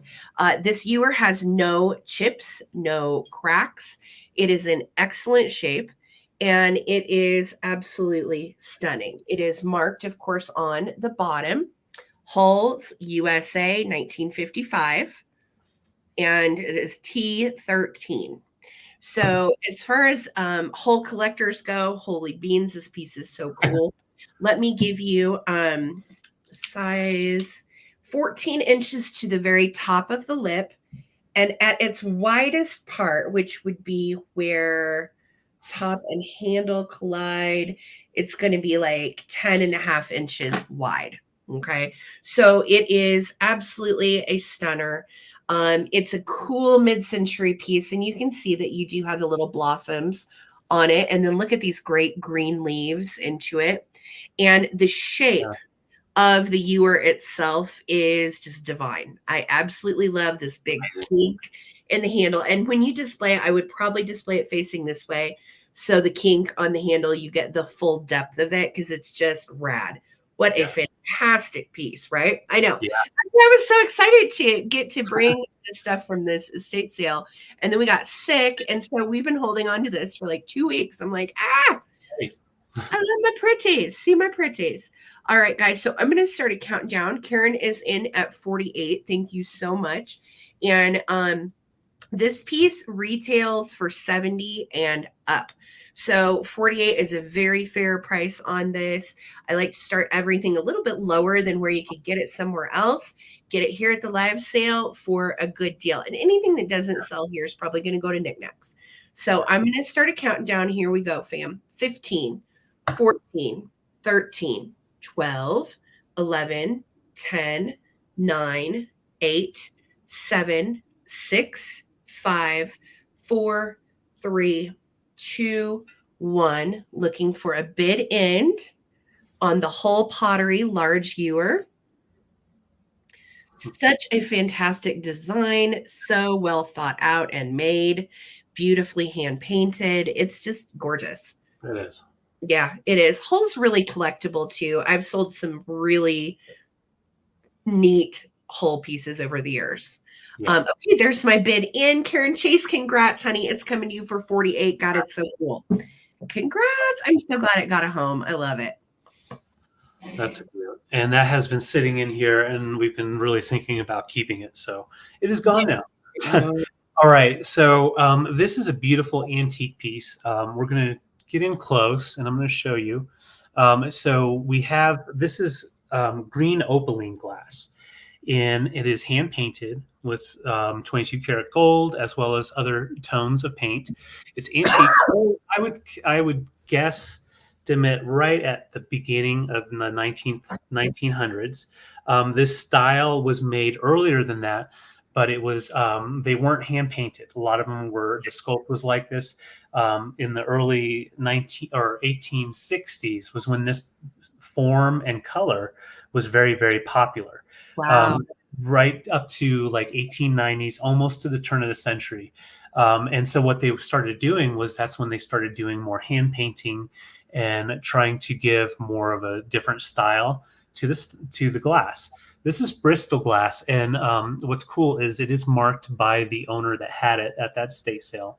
They marked it Bristol, and it is Bristol. So meticulous about marking her stuff, which is just so cool to me. I love that. And as collectors, the older I get, I'm gonna like start writing little notes on my stuff. I know, right? Because I forget things, but like if I had written it down a year ago, I'd be like, oh yeah, that's right. We got it from here, this much. But yeah, so early 1900s, and that is in England, Bristol, a very well-known glass company that did a lot of stuff with the jadeite color and then that green opaline. It does glow. I'm going to try to get it to do with the lights. You can see, actually, probably down inside. It glows really nice in the dark. Really, it's hard to see in the light, but yes, it's fiery. Yes, it is a butte, and it measures right about 9.5 inches in height. Once again, antique glass, about 120, 130 years old. Wow. And you can see how thick that is. And then that hand painting makes them all just a little unique. Isn't that beautiful? I love that you can even see the texture in the hand painting and the crinkle on the top of those presses where you can tell they use the tool to make that crinkle is so thin. I'm amazed that it's all like in to be 130 years old and not be broken. Right. And the fact that they're all in just great condition. A lot of times when we do find something with ruffles, you're going to find a break. But yeah, excellent condition, and it does glow really well. Let me turn my light down a little bit and see. It's just not wanting to pull up, but it shines a nice green. It does. Green. Yeah, in person it shines bright green. It is fantastic. Yep. All right, so I'm not seeing any interest in what? That. I know, I'm surprised. Antique. Oh my gosh. Okay, well, I mean, if we get stuck with that, I will not be sad because, good God, I love jadeite. So yes, it's beautiful. It's a beautiful glass, and it has a beautiful glow. So $42, Bristol glass, no damage at all, and yeah, from that beautiful estate sale. And I'll even show you like the little bit of flint that's in there. That's just some flint from the making. So yeah, I will bring it back for the recap then. Thank you guys. Okay. Well, I am going to move right along to my penny dolls. So I showed you my frozen Charlottes from the estate sale. So I did get into also a stash of early penny dolls, and they're really sweet. So I'm just going to start these. I have 5 to pick from. I'm going to start these at $10 for choice. And I'm going to show them all to you one by one. Now, these penny dolls, I have not cleaned them up. They are all porcelain, but I have not cleaned them. So this is the first one, and she's holding a little book. She's got little pink ruffle around her, and she's got like a mustard yellow hat, little pink bow, and I think, yeah, made in Japan. She is embossed Japan on her backside. And she is super duper sweet. And again, if you have any kind of miniature shelf, these look so great displayed, and they're 3 inches tall. I have one that's a little larger, and I'll show you, but this is going to be choice number 1, Book Girl. Okay. Choice number 2 is probably my personal favorite, and you'll see why. She doesn't have a hat on, but look at her precious little face. She's holding a bunny. Look at her bunny. Is that the cutest thing? And she's got on a little like green looking jumpsuit, little leotard. Here's her backside, made in Japan. You can see as well. And she is going to be choice number 2. And I just love her. I think she's precious. Choice number 3 is my biggest one. And she's a 4-inch penny doll. And she is a bride. So you can see she's got her little bridal veil on with the flowers. And I had never seen this one before. Never seen a bridal penny doll. Look at her flowers on that side. And then she's holding her little bouquet. She's got a little red Mary Jane's. And she is just, oh, so sweet. Now, she is not marked Japan, but I'm assuming because she was with the rest of these, that she is likely made in Japan. And comparison into Bunny Girl, they're size-wise. So you can see a little bit bigger, she's a little bit smaller. Okay. Then I have this little guy. And, you find the little girls a lot, but you don't find the little dudes very often. He's holding a little sailboat, and he's got on a little red cap, kind of like almost like a little like a beanie. Like a beret. Yeah, I couldn't think of the word. And he is really cute. Now, he has a little chip off the back of his leg. He displays and stands just fine, but he does have a little chip right there. I want you to know. Okay. And then he's also marked, as you can see, made in Japan on his little backside. And he's holding his boat. Him's cutie. And then last but not least, I have little Miss Pink Cat. She's wearing like a pink fez and little blue shoes. Really, really cute. It's almost like a pale style little hat. Yeah. Bow on the back. And she is also marked made in Japan. And she is I think she looks cute with this little guy. Oh, yeah. Like this. Yeah. We can't. Okay, so those are your choices. Thank you guys so much for hanging out. We are going to hang out as long as our congestion will allow. So here we go. All right, there's the bride again. Here's our little guy with the bunny, little sweetheart with the bunny, little sweetheart with her book, little school book. And then we've got little boy with the boat and little girl in the pink fez. Awesome. All right. So here we go. 15, 14, 13, 12, 11, 10, 9, 8, 7, 6, 5, 4, 3, 2, 1. Bid end. We're at 10 with Laura, looking for 11 or more on the little penny dolls. Aren't they cute? They are. I know. And I'm going to leave them up to you to clean up because honestly, I was afraid if I soaked them, their cold paint would come off what's left. So I was like, I don't want to do that. All right. Laura Orton, let me know. We'll do the little yellow hat girl as number 1. Then we have bunny girl number 2. We have our big bride number 3. We have our little guy number 4. Girl with bunny, you've got it. Girl with bunny is going to Laura. Thank you, Laura. Congrats. And then Susan Lynn, let me know which one you would like. Writing it down. Laura got bunny girl. After Susan Lynn will be Karen Chase. All right. Susan Lynn wants yellow hat. Wants yellow hat. You've got it. And then Karen Chase, we have the bride left. We have little man with the boat or the little girl with the pink hat. Okay. And that was everybody. Yeah. Yes. Okay. Perfect. Thank you guys. Yeah. All right. Okay. So I have a little choice here. I'm thinking for Valentine's Day, but also spring is coming, hopefully. So I'm going to first show you the copper piece. This is an antique copper bud vase, early 20s, and it is marked Japan with the marking. I could not find the marking who made that stamp, if I can get it to focus.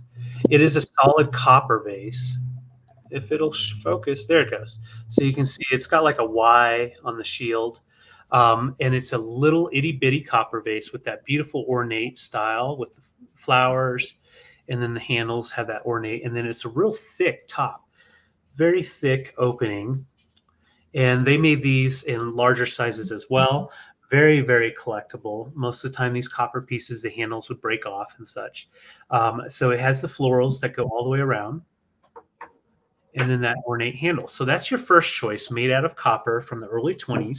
Now we have some Murano, this beautiful tutti frutti. Oh, and shape of a heart. It would be considered a little ashtray or just bud vase. You've got the tutti frutti style with all the flecks and everything, even the latticino in there. So I'm going to pop through. You can see all those beautiful colors. And it just has a nice color shift, but not like a real glow. But this is a nice Murano piece, nice and smooth on the bottom. This is also from that estate sale. mm-hmm. And it's a beaut. Just love all those colors that pop through. Get in real close. Thank you, Susan. I see you're 22. That is gorgeous. See, now I'm like, oh, I want to keep that. I know. Well, I love the fact that it has all those beautiful colors in there. And I do like mixing together earth materials with glass pieces with all those colors. I think it's a nice contrast. But you can see as it goes all the way up, the ribbon, focus, the latticino, and then the gold. Oh, wow. Look at that. Just a lot of detail. And it's considered tutti frutti. So a lot of different artists for Murano in the Murano region did like the tutti frutti style. God, that is so good. And they did ashtrays. It's not signed. I could not find a signature anywhere on it. Oh, that bottom is really nicely finished, though. Yes, very nice bottom. And then, of course, for choice is your beautiful copper antique bud vase. So Susan Lynn's in at 22. Thank you so much. That is such a good price on that Tutti Frutti. That's like half. Really is. That's for, yeah. Well, for both actually. Yeah, this guy right here is 30 to 40. Yeah. Really? Yeah, yeah. So I'm going to go ahead and start a countdown. If anybody else wants to get in, you can. Let me put some white behind it if I can find it. There it is. There we go. That kind of gives you some more color coming in.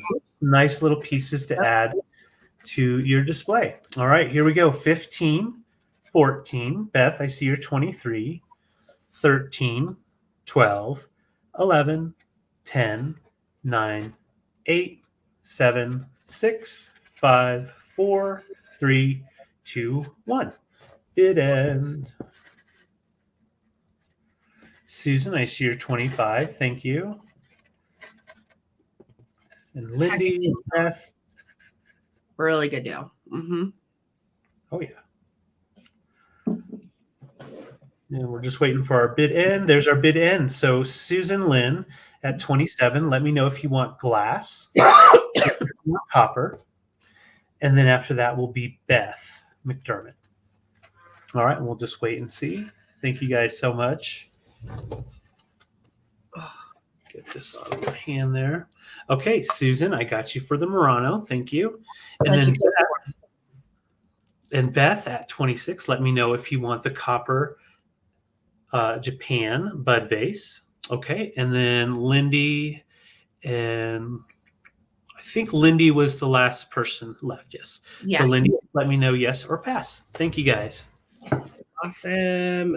Awesome. Awesome. All right. I've got a little bit of choice myself.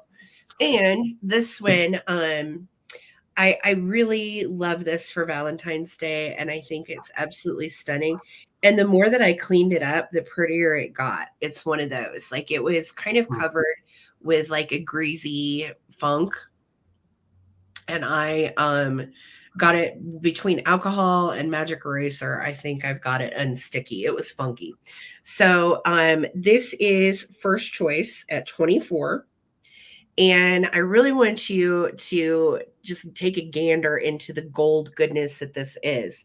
This is made by Imperial. It is depression glass with a ruby gold carnival sheen. It is 7.5 inches in diameter, edge to edge. And this pattern by Imperial is called the Open Rose for obvious reasons. But look how pretty this is for Valentine's Day. OMG, it's gorgeous. And this comes in a different colorway, which is more like a marigold carnival. And the marigold does not go for as much as the red goes for. So comps on the marigold are less. This is actually a very good price, though, for the red. Yeah. And it is so pretty at every angle. Look at that. It is just absolutely stunning. And then what I love about it, look at the outside. The outside also has the oil slick that goes right up to that roughly edge. And then look at almost like a hammered texture with these gorgeous flowers all the way around in panels. And then there's your bottom. So you can see it does have the eye for Imperial, which is absolutely stunning. And this is going to be choice number 1. I just think it's gorgeous. And it would make such a nice Valentine's Day gift as well. So if you have someone, even a sister or a loved one, David's mom lost his dad about 10 years back. And we try to do something nice for her every year on Valentine's Day. Just, when you're not a part of a couple anymore, think about your friends that might have lost someone. It's always nice to remember them on Valentine's Day as well. So that is such a beautiful bowl, and it's choice number 1, made by Imperial. Choice number 2 are these really rad lucite taper holders. And they have almost like a little galaxy inside of them. I just thought they were so beautiful. They're clear and gold. And this one has more of like a worn patina to the base. So you can see that the metal just needs some love there. But they display beautifully And I love the inside. And of course, as you know, lucite and acrylic all glow under black light and just glows like a bright green.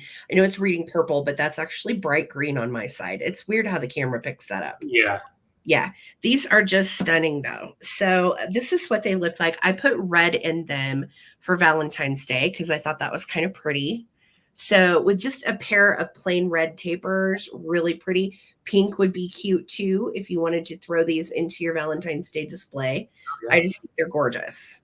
So those are going to be choice number 2, and they will come as the pair.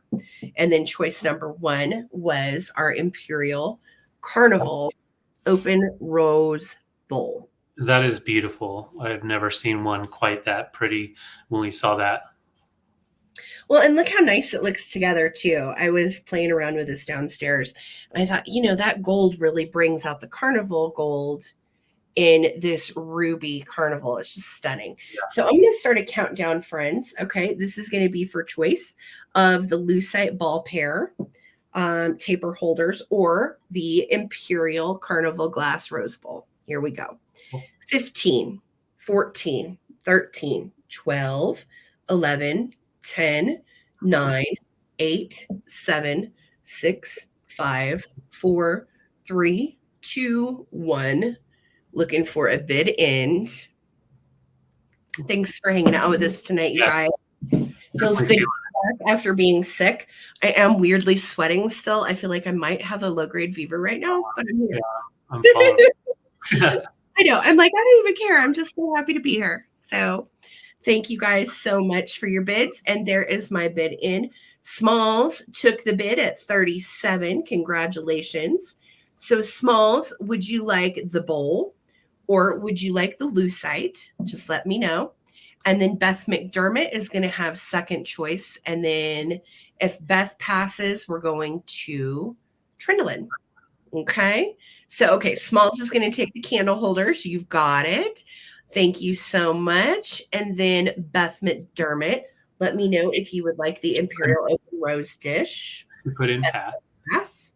No worries. Trindlin, do you want the dish? Let me know.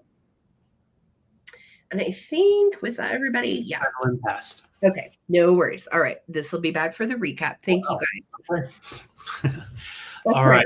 We'll take it. Yes. So my next item, it's choice. I've got some small glass pieces.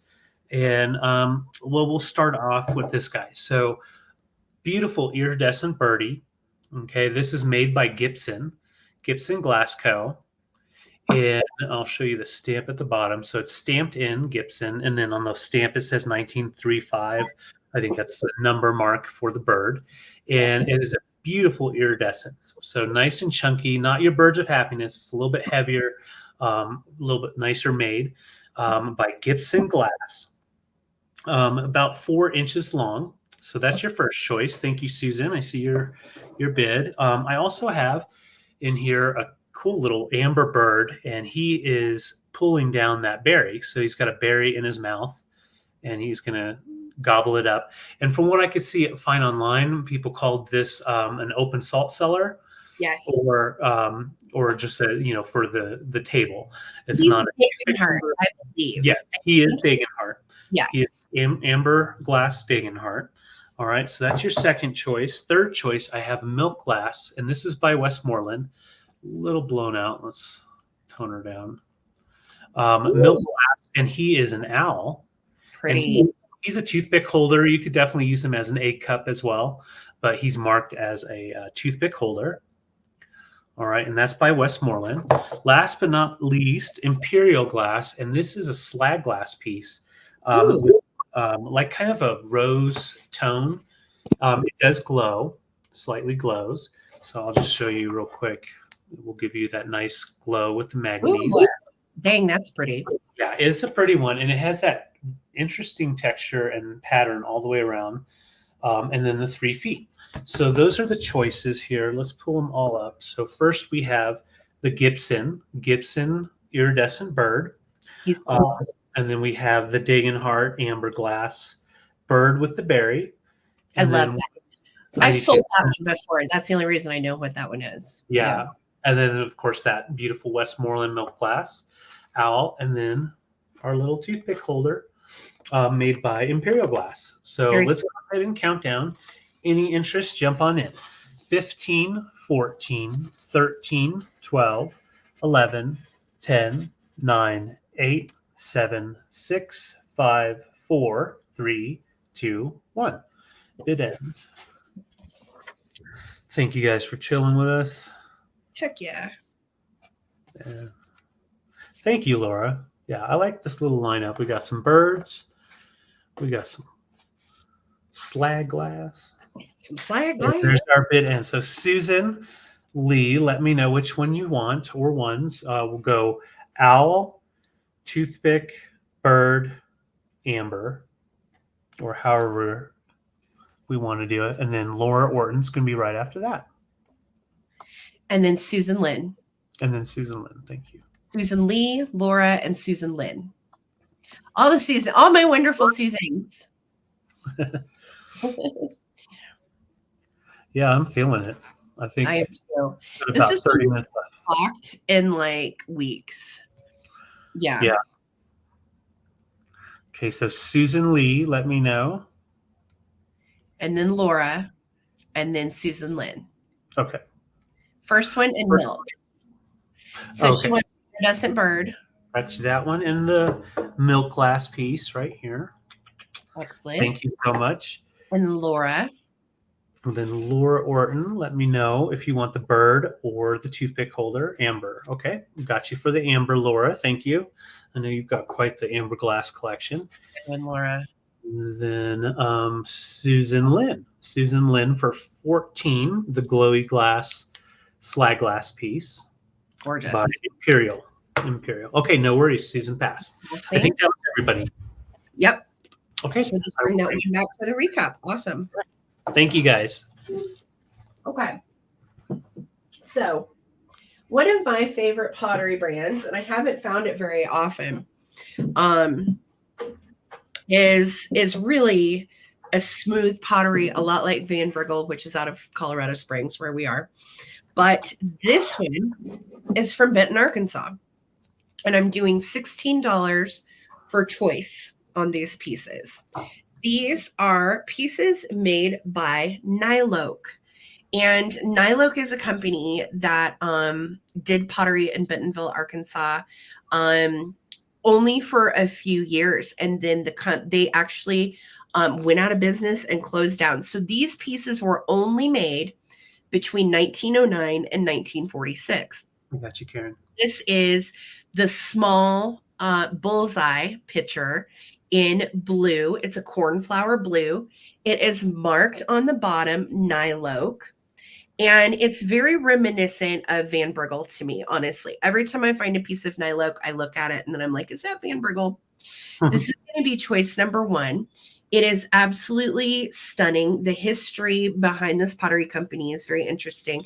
And the reason it's named Niloak, if you look backwards, it actually spells kaolin, Kaolin. And kaolin is the type of clay that is used in Niloak pottery.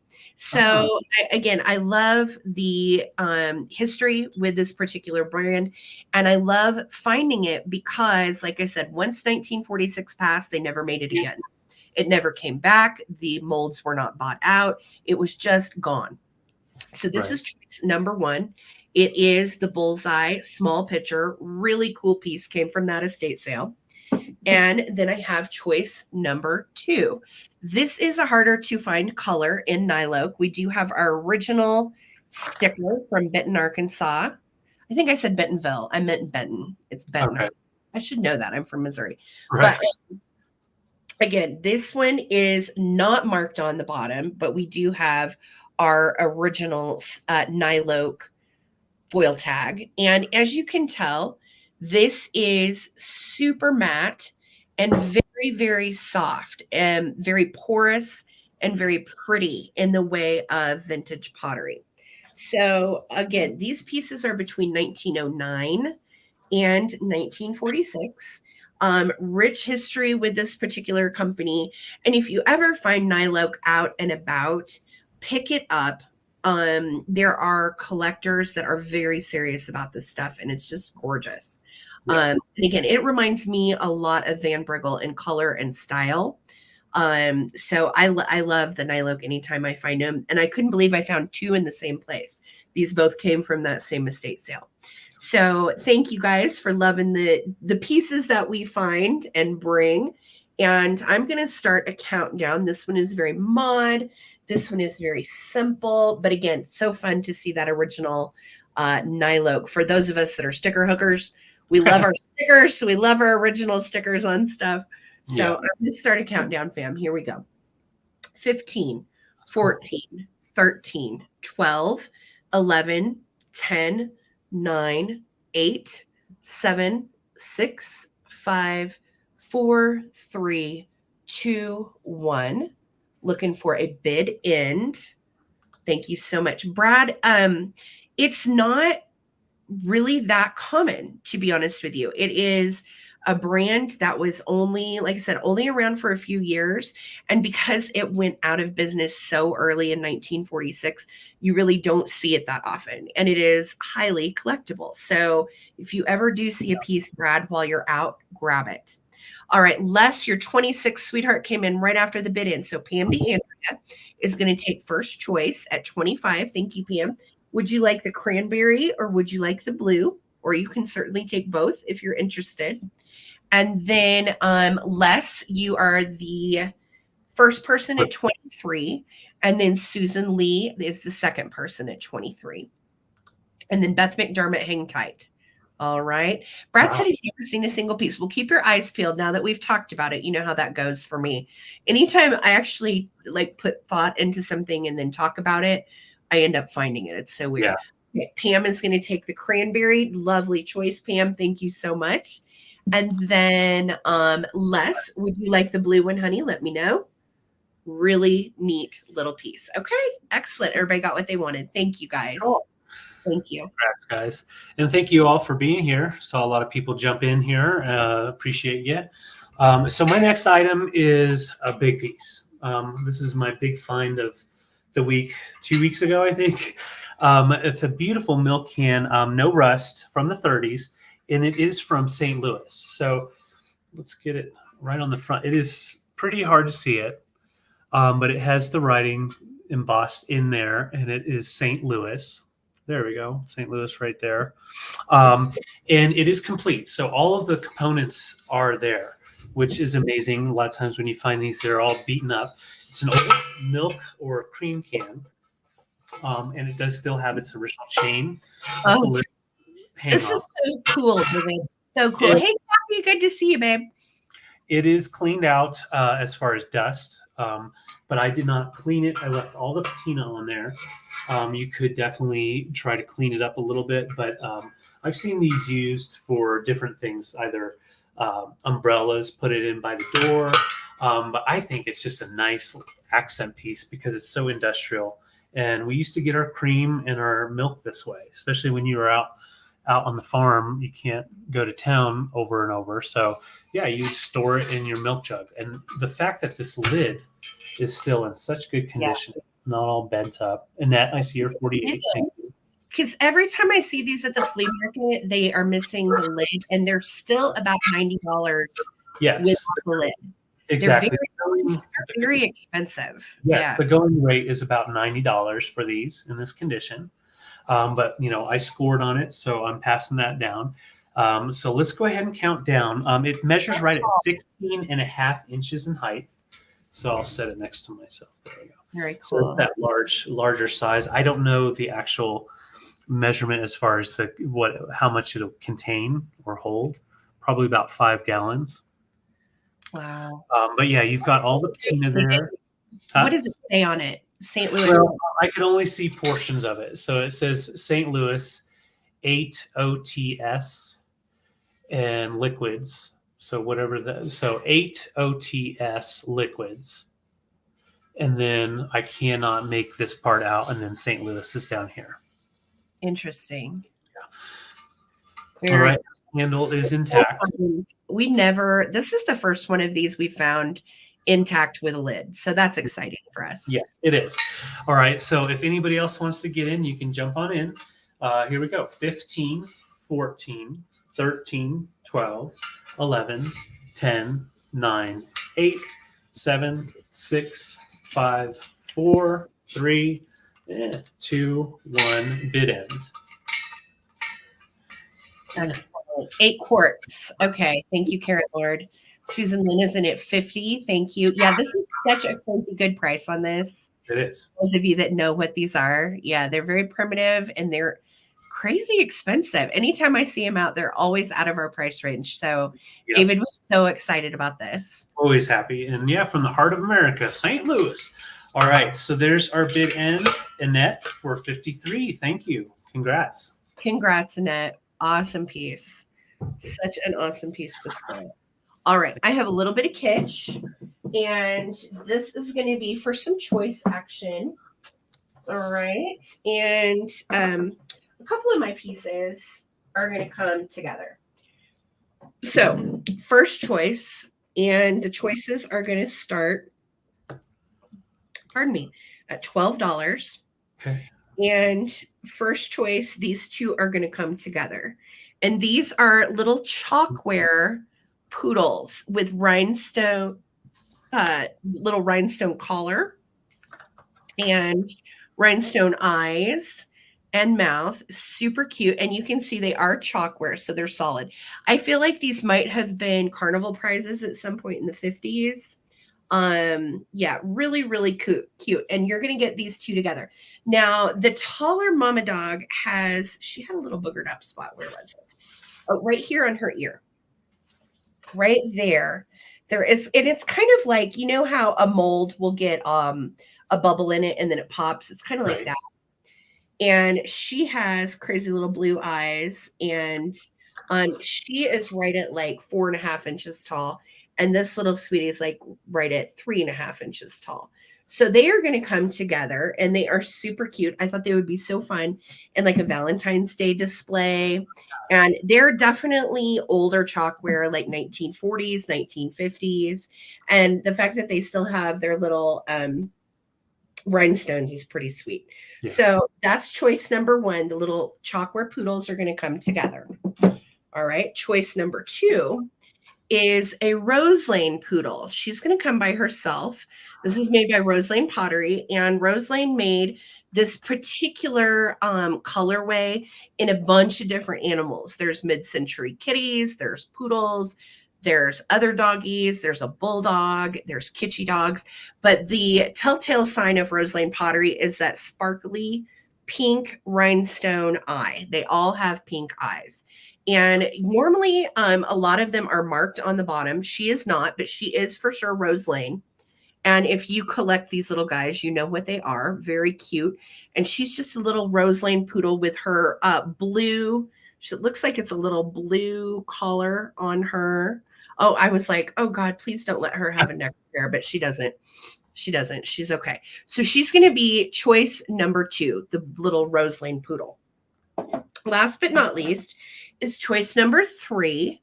And I thought these were cute for Valentine's Day. It's a little pink elephant lady. And she is a figurine. She's not a salt and pepper shaker. She has little applied flowers and a little applied hat. She has her made in Japan sticker on her bottom. Now, she's going to come alone, but she had a boyfriend, and the boyfriend has a break on his nose.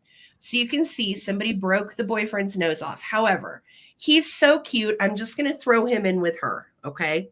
Yeah. So I'm throwing the boyfriend with the broken nose in for free. He's been brawling at the elephant parade. So stinking cute together. I even thought, you could put like a little rhinestone on the tip of that or whatever you wanted to do, but just so stinking cute. And so those little guys are going to be your third choice. All right. So again, first choice, the chalkware poodles are coming together. Super sweet. Got little rhinestone eyes and looks like rhinestone little, oh my God, David, the word. Collars. Collar. Yeah. No. Ooh, oh, okay. I know. I'm like fading. I'm sweating. Okay. So So this is choice number 1, Chalkwork Poodles. Choice number 2, Rose Lane Pottery Poodle, very collectible, very mid-century. These are from the 1950s. And then choice number 3, the little pinky elephant buddies. Okay, so I'm going to start a countdown. Here we go. 15, 14, 13, 12, 11. Yes, Brad, the male is 10, 9, 8, 7, 6, 5, 4, 3, 2, 1. Looking for a bid end on these little cuties. So good. Love these little figurines, kitschy goodness from the 50s. Just precious. Thank you guys so much for hanging out with David and I tonight. Y'all rock. Yeah. What a fun night.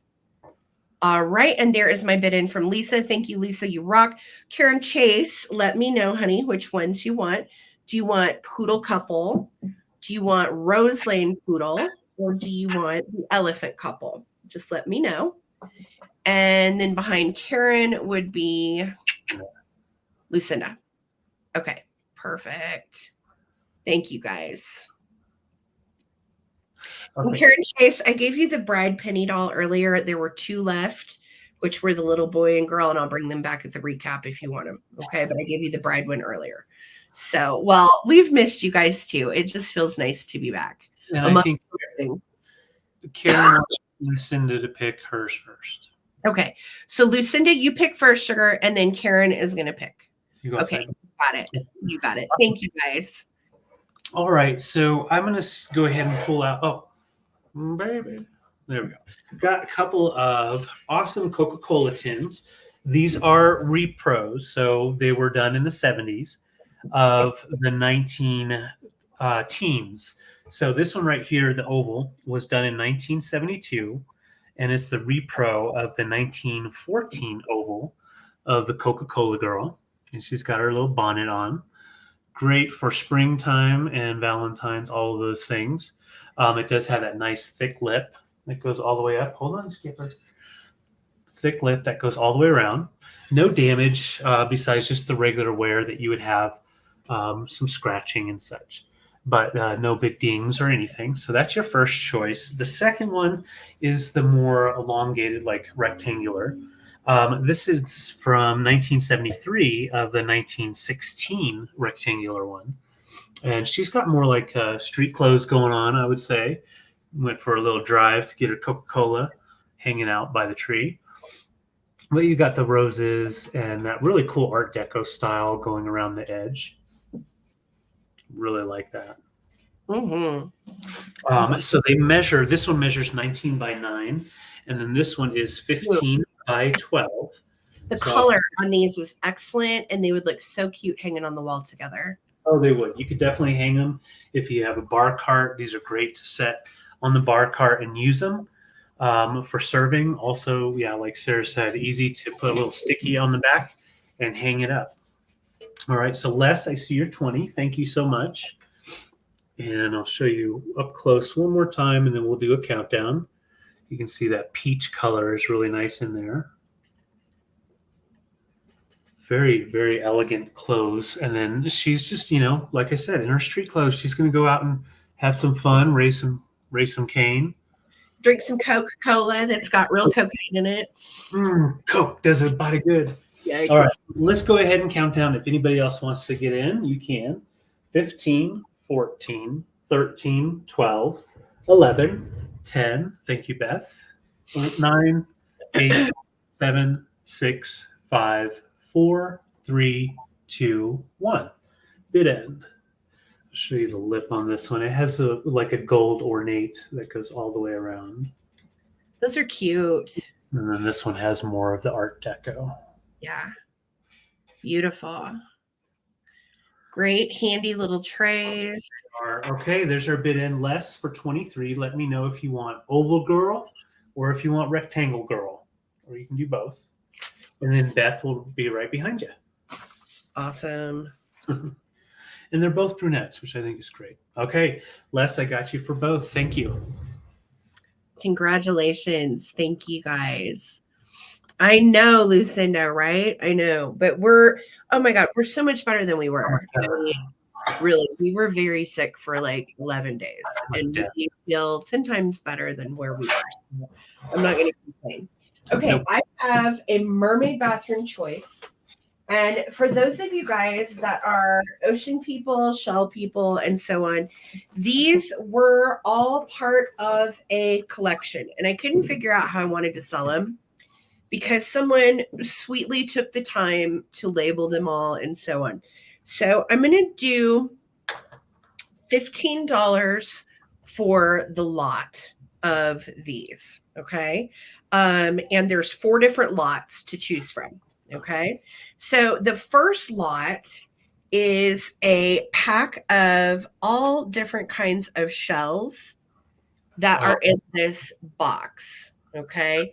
And there is everything from Australia, and it has the scientific names in with a ton of these. So, like, for instance, this is Murex pelliculus Reeve, Japan. So these have, and some of these shells, you guys, are uber rare. Okay. And I'm going to show you this one. Look, it looks like it's got like little bones on the outside, and they sweetly took the time to label each one. All right. So what a cool little shell that is. It's almost got like an opalescent side to it. Yeah. And then here's another specimen. Ulva reticula bloody olive Philippines. Okay. That's really fun. Interesting little shell. And then look at this one. I just think this one's really cool. It's like a little cowrie shell, but it's purple. Yeah. Really neat. Here's another one that's got a sticker and a label. God love whoever really put the time into this. Saprea Acellus, Linnea Acellus, Cowrie, Manila, which would also be Philippines. Okay. And then there's all of these like little tiny conch shells. There's cowries, like large cowries if you wanted to use them as beads. Cool. There's just a boatload of really cool specimens. This thing is pretty much full. Okay. Yeah. So, and they all have like a little piece of paper and writing with them. So that's choice number 1. Okay. Choice number 2, I'm going to be very, very careful in showing you. These spined conchs are really, really cool. They're called large spider conchs, also called scolopax as well. And they're very expensive when you find them. And a lot of times they're broken and in really terrible shape. You have multiple ones in here that are really rare and very beautiful. Again, if you've got a mermaid bathroom or you need some really cool shells to doll up any of your nautical stuff, these are absolutely fantastic, gorgeous shells. Really beautiful specimens, and they are from a collector. You've got a huge cowrie shell. That is a great big cowrie. You've got this corkscrew, and then this is a really rare one. And they've written in the bottom of here. I know, Phil, right? That was kind of my, honestly, that was kind of my reaction too. Look at this. Isn't that a weird one? Let's see what this one's called. Hold on. I'm going to take this one out just because it's so rare and weird. Look how pretty that is. And they have this one, good Lord, typed out by typewriter. Can you imagine? And all the different names on these. We've got, okay, Muris adustus, Lamarck from the Coral Reefs, a Deaverville, Roeburn, Western Australia, and a pink and dark brown Murex. So that is the contents of this bag. I'm putting these back in here very, very carefully. And we'll wrap these individually. So don't worry. As far as shipping, we'll get them to you in excellent shape. So that is lot number 3. And then lot number 4 is probably my favorite. It has a couple of the large spider conchs as well. And then another really large cowrie. Down in here, there's paper that tells what they are. And these are very expensive to display. A lot of times you'll see people put these spider shells under like a cloche because they're very spiny and they are quite sharp. They'll get you. Yeah. So this was such a beautiful collection. I could not leave these behind. I thought they were really neat. And I felt like, you know what? Someone needs these to display in their beautiful pottery pieces in their mermaid bathroom. Okay. I agree. So 2. This was 3. And this one is 4. And then this is choice number 1. Okay. So I'm going to start a countdown. I think only Robin is in. Such excellent nautical finds. Yeah. Really neat. These spider conchs are my favorite. All right. Here we go. 15, 14, 13, 12. You're getting shells from Colorado. 10, 9, 8, 7, 6, 5, 4, 3, 2, 1. And I will tell you, this is a heck of a deal on these. Because a lot of these, especially the spiny ones, sometimes go in souvenir shops anywhere from like $8 to $15 each. Yeah. So you're getting quite a great deal on all of these. And they're old. And someone has written, the specimen names, which I love. So Robin Cormier at 20. This is choice 1. This is choice 2. This is choice 3. And this one is choice 4. They're so delicate. They're very, very delicate. Okay, so Robin and the Laura Orton. Let me know which one or ones you would like. These are so beautiful for displaying. Also, if you do Christmas wreaths, I know some people make these. Yeah, one is worth 15. Yeah. I got a hella good deal. Okay, Robin's taking them all. She knows what she's doing. Thank you, Robin. They are beautiful. Congratulations. We'll wrap them with love. Heck yeah. I'll be very careful with those. Okay, so I have some art glass. And they're oldies but goodies. We've got a beautiful amberina piece with the crackle. This is made by Kanawha. Kanawha glass has a beautiful glow. And I love the way that the top is. It has a nice large opening and then the big fan on the sides. Second choice this is a fun one. So this is art glass from the 90s, and it was actually sold by Pier 1. So if you look online, you can find this style, the red and white, exactly like this. And it was done by Pier 1 in the 90s. So how cool is that? So fun. It's becoming vintage IKEA, Exactly. And it's nicely done. It's like a case glass. So you have the white on the inside and then the red on the outside with white spilling in. It measures right at about, I didn't measure it. I think it measures right 10. Let's see. No, 11. So it's 11 inches tall and great for Valentine's Day. With a single rose in here, I think would just be beautiful. But it's just a nice art glass piece from Pier 1. And then, of course, your beautiful Kanawha glass. Gorgeous. Mini pitcher. I'll show you the glow. Not doing so well on the glowing today. But you see that manganese in there. It's just really beautiful glow. There we go. All the way down through the bottom. And this guy measures right at 6 inches in height. So $18 for choice. You've got that nice crackle. Pretty. Has a nice look when the sun's going through it. Great for Valentine's, but great for your amberina display. And definitely this is wonderful for Valentine's. Those would make the best gifts too. If you did like fresh cut flowers, or even if you hit the grocery store or Costco or Trader Joe's or wherever you like to get flowers, and just do some little cut things in the glass, give them to a neighbor or a kiddo's teacher or whoever you need to buy for Valentine's Day. Those are awesome. Oh, totally. Yeah. It's like a red cow. Cow.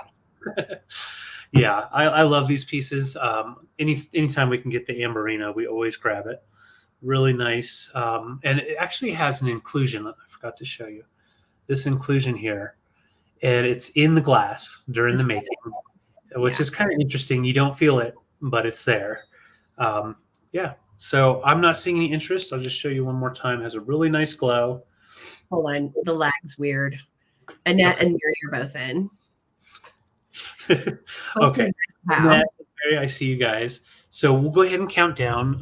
If you're interested, jump on in. And that's at 20, 15, 14, 13, 12, 11, 10, 9, 8, 7, 6, 5, 4, 3, 2, 1. Bid in. This also would look good like with your spaceman bottles because it has kind of an atomic look, very futuristic. Wow. That's so cool too. You could use that like Valentine's Day on into Christmas. Very cool. Oh, yeah. Totally. It's a very good mod look. Nice white in the inside. Kind of looks Polish.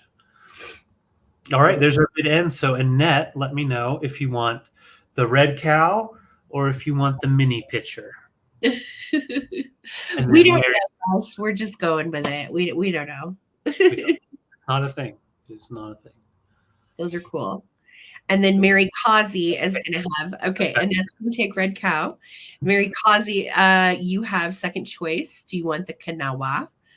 And then I think that was everybody, yeah? I think so. Yeah. Okay. Thanks, guys. All right, I'll just watch the comments. Thank you, guys. Thank you.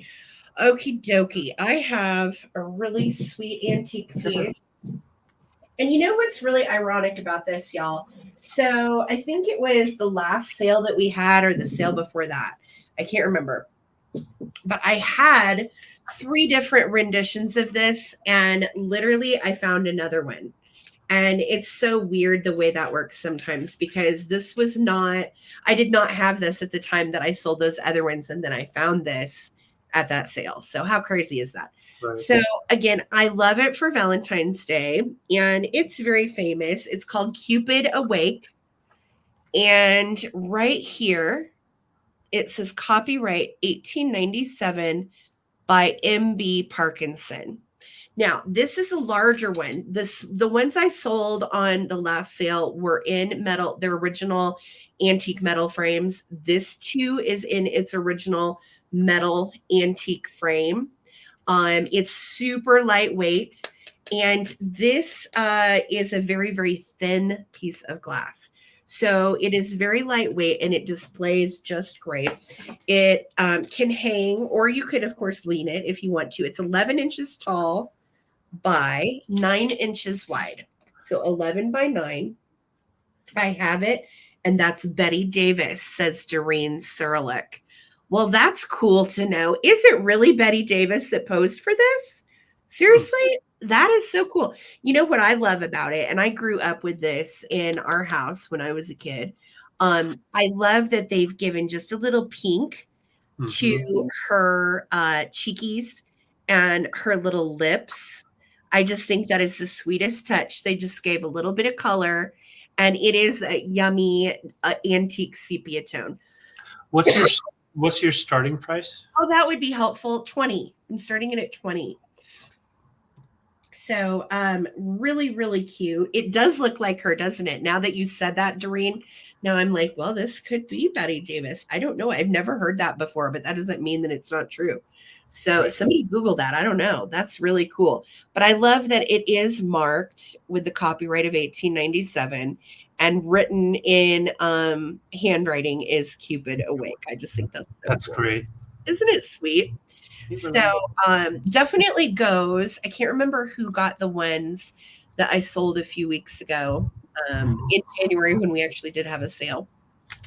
But they were a good deal smaller than this. So I just think this is really sweet that this is larger size and it will go with that. I'm sorry, my ring light's kind of blowing it out, but you get the gist. And again, this is a metal frame. It does have some scratches to the patina. It is old and antique, but you can see how they've hung it. There's a little piece of string back here that is attached to the metal. And it is just such a sweet little antique Cupid piece. Definitely a great addition for your Valentine's Day display. So I'm going to start a countdown. Thank you so much. Hi, Heidi. Good to see you, honey. Here we go. 15, 14, 13, 12, 11, 10, 9, 8, 7, 6, 5, 4, 3, 2, 1. Looking for the bid end. Thank you guys so much for hanging out with David and I tonight. We are not 100% yet, but we're getting there. We're getting there. Hoping like this time next week, I feel like amazing. Right.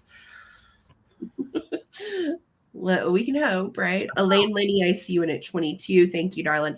Elaine, this is coming to you. Congratulations. Thank you, thank you, thank you. And Elaine, I'm pretty sure I have your info, but just make sure that we have your email address for PayPal and your shipping address, so I can get you all fixed up for your little sweet Cupid bag. Thank you. Awesome. All right, so it is time for a blanket because it is that time of year. Everybody's cold. Everybody's getting a little sicky. We've got a really nice Woolrich blanket, rugged outdoor wear, made in USA. And it is in great condition, nice and clean, no pilling of any sort. I'm just going to kind of show you first. So that is the pattern. You've got that nice flannel with the look kind of like a sky blue, the dark sky blue with the red and the white. Yeah, America. You could definitely take this and use this in a 4th of July display, absolutely. But I love the earthy colors. Nice traditional. Oh, that is so pretty. And it measures like 50 by 50. So it's a what you consider a traditional throw. Yeah, it's a stadium blanket size. Yep. And it does have the original Woolworth tag on it too. Yes, it does. And what's great is, it's not so thick that you can't use it even in the summertime if you needed a little throw. But it's 100% wool. I'll show you the tag again. This would make a great gift as well for your lover for Valentine's. You've got the tag right there since 1830. And I'm going to stand back and show you the whole thing. And it's in beautiful condition. And what I really like about a wool blanket living in Colorado is there are some nights it's just really cold. And nothing will warm you up toasty like a yummy wool blanket. And David's right. This one's nice and thin. It's not scratchy and gross. Woolrich, as most of you guys know, is a very well-known brand and very expensive. Right up there with Pendleton. Yeah. Lovely, lovely wool blanket. And I like the blue and red. You can find pretty versatile color-wise the rest of the year too. Yeah. And it's a nice pattern. I think it's a great pattern. My starting price was $32, Sarah. Oh, my bad. Okay, Mary Causey, I don't know if you're caught up in the lag, babe. Most likely. And she may be, yeah. So we are looking for 32 on the Woolrich blanket. Yeah, picnics with wine. They're really nice. And this one is just perfect for like 2 people to cuddle. It is. It's a nice size. It folds up nicely, displays nicely, has its original tag, and measures right at 50 by 50. Yeah. 50 by 50. And it's double-sided. You can this side and then that side. So you can throw it either way. But I am not seeing any interest. Woolrich, beautiful colors. Are you sure? All right. Mary went in on the Woolrich blanket. She might have just gotten the price wrong. I don't know. Yeah, she did. Okay. There we go, babe. So I will go ahead and start a countdown then. And I'll get that tag back out. So here we go. 15, 14, 13, 12, 11, 10, 9, 8, 7, 6, 5, 4, 3, 2, 1. Bid end. Wrap it around your body. Oh, it looks warm. Yeah, I would take it right now. Yeah. I'm taking it. It's actually very nice. Yes. It's not itchy or anything. I know. That's what I love about Woolrich and Pendleton. Their wool is so nice. Very smooth. It's not yucky to your skin. Yes. Congrats, Mary. It's all yours. I will shake it out for you. Congratulations, Mary. Beautiful. I love it. All right. I have a really pretty tablecloth, and this is something that I found out and about. It is all handmade. I'm starting it at 20. And I just thought to myself, wouldn't this be absolutely gorgeous on a Valentine's Day table where you were making like a tablescape for dinner? So I'm going to get you up close on the design. This is all hand done. Every single stitch is handmade cross stitch. And what's really pretty about this tablecloth is it has these nice big pink roses on every corner. And then it has the little pink scalloped design that goes around the edge. And I'll show you. It even gets better with color because it has some blue, some little pops of blue as well. There are no stains on this tablecloth, no issues whatsoever. And it is 72 by 54. So it's a good one. It's a rectangle size. And I think it is absolutely lovely. And then look at the middle. They worked so hard. Whoever did this spent a lot of cross stitch time on it. Yeah. Am I showing the middle very well? I hope I am. Yeah, you are. Wow. Okay, so yeah, it has the 4 different like floral patterns. Yes. So you've got the middle, right, that has the florals, and then you have the edges too on every corner that also have the cross stitch florals. So pretty. It has a finish, kind of like a baby lock finished edge, if you're familiar with sewing machines. And it is in lovely shape. I did launder it. Measurements, again, are 72 by 54. Yeah. So it is a great size for a rectangle table and beautifully made. Love the color. Spent a lot of time on it. Yeah, I think it's pretty for Valentine's Day, like right on into spring. So thank you, Elaine. I probably do. Just making sure, honey. Thank you. I appreciate it. So $20 starting on this tablecloth. I'll show you the back. This is the back side of all the stitching. So you can see it truly is hand done, not by machine. Every single bit, every single stitch is hand done. So it is. It's really pretty, Lucinda, and I love the colorway. I think it's really nice. Same. You've got the blues, the yellows, and then a little pop of red in there too for Valentine's Day. How cute is that? Why not? Yeah.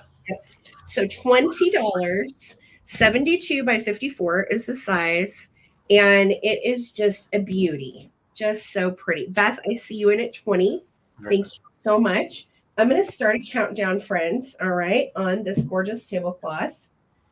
And it is freshly laundered by me. So here we go. 15, 14, 13, 12, 11, 10, 9, 8, 7, 6, 5, 4, 3, 2, 1. Looking for a bid in. Thank you, Beth, so much for your bid. Such a one. Yeah, I'm excited to see this on someone's table. Send me pictures. You need a round one? Okay, I will be on the look for a round one, guys, because I do find round ones here and there. All right, Beth, congratulations. This is coming to you for 20. Yay. Congrats. Thank you. Oh, well, we'll just do this. Okay, so I have a cool pink Cadillac. Anybody wanted a Cadillac DeVille? We've got one. So now I'm going to show you the back first. They have those nice bullet taillights. This one is missing right here. You could definitely have a makeshift piece put on there if you wanted to, but it really still displays beautifully. This is excellent for your Valentine's Day display, or even if you're thinking Christmas time, put a bottle brush tree up on top of it. I love the fact that it is so correct. You've got the engine in there. Yeah, it's like Barbie's car. It's the 59 DeVille. It's 1/24 scale. And you can see we've got the steering wheel, all the little parts on the inside. Both doors do open. And in the trunk, you can put whatever you want. You can put candy in there, whatever you want to do. Oh my gosh. Lucinda said that her dad had this caddy and it rocked. I bet it did. Oh, I bet. No, it probably floated. Like Yeah. these boats. Yeah, Yeah. absolutely. But all the pieces still work intact, and the tires are the rubber tires. And it's made by it's Jada. So there you go. That's the maker here, I believe, from the 90s. So really nice collectible piece here. Great for anybody that has a guy that loves the cars for sure. So the doors open, trunk, and Cute. the hood. So that is so perfect for a girly Valentine's Day display. Yeah, I love that. That's beautiful. I love it. So let's count her down. 15, 14, 13, 12, 11, 10, 9, 8, 7, 6, 5, 4, 3, 2, 1. Bid end. Low rider. Low ride.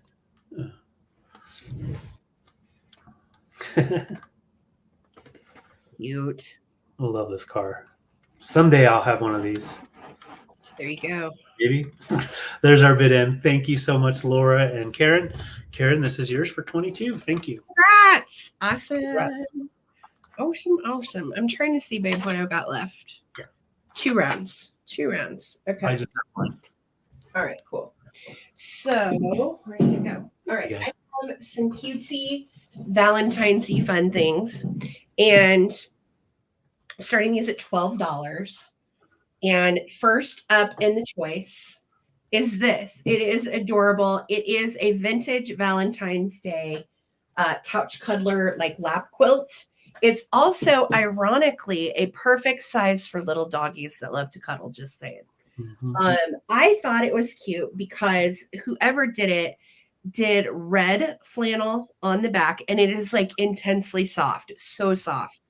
And then they have gingham, and then look at the little calico pattern with red and the hearts. I think that is precious. And then you've got little plaid also with red and hearts. It is pieced together super sweetly, and it's not super huge. It measures it's kind of the stadium size again, like 55 by 48. So definitely perfect for a little couch cuddler just for you. But I thought it was a cute Valentine's-y thing to maybe throw over the back of the couch or snuggle your doggies in, either way. Mm-hmm. So that's going to be choice number 1, the little Valentine's hand-pieced quilt. Choice number 2 is some little Valentine's die cuts and hankies. So you are going to get 2 of the little Cupid boy, cute as can be.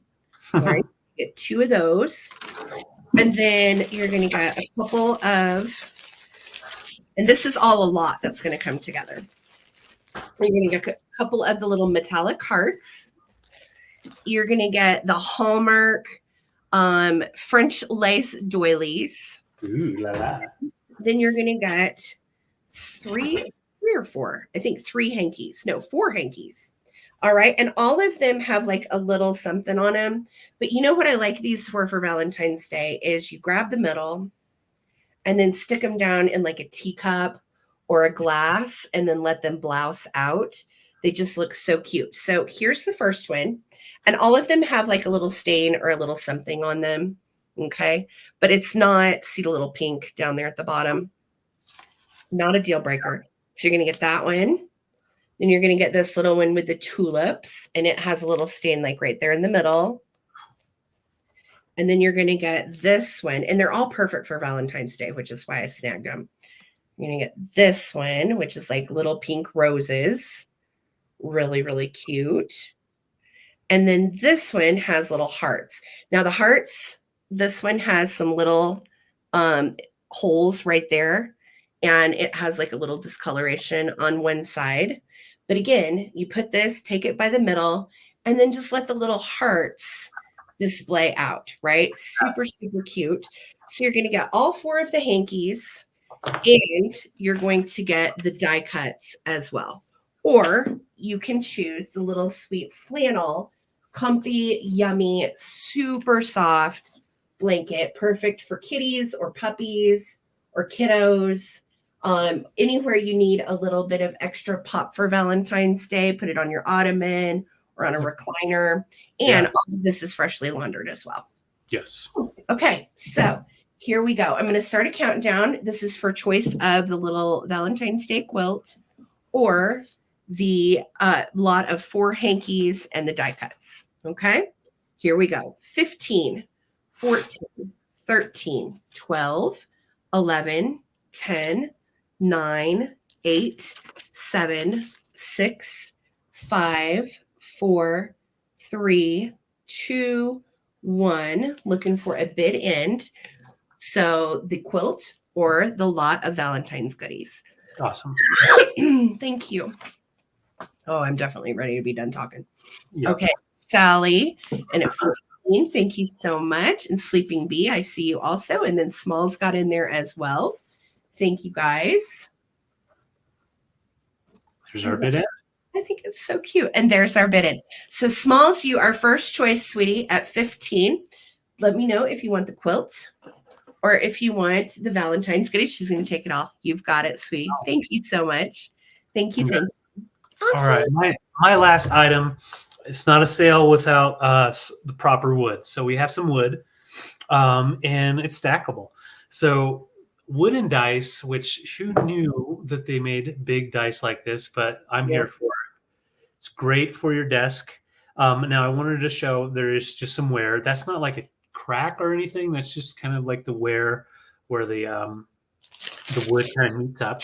I would roll them, but I don't know if that'll work out. Let's try. Yeah, so you could roll them if you want. You can roll them. They are just fun for a desk, for a little shelf, or even on your bookshelf. You could use them definitely as a bookend if you wanted to. Yes, she does, Karen. They're about 3-inch square. And the funny thing is, not that this matters, but it does glow. So the yellow and the red has like glow to it, especially the yellow. Oh, they're like day glow fillers. That's cool. Yeah, like day glow. And yeah, so just great little pieces. You could also set them down, put the number here you want and set something on top of there just to give you like the day of the month, for the year. Oh, that's a good idea. Those are neato. Yeah, just neat little pieces for your desk. I feel like somebody really like creatively handmade those, and then like it was somebody's grandpa, and everybody got a set. You know what I mean? Everybody gets a set. Yeah, you get the dice. You get the dice. So $15 for the set of wooden dice, if any interest.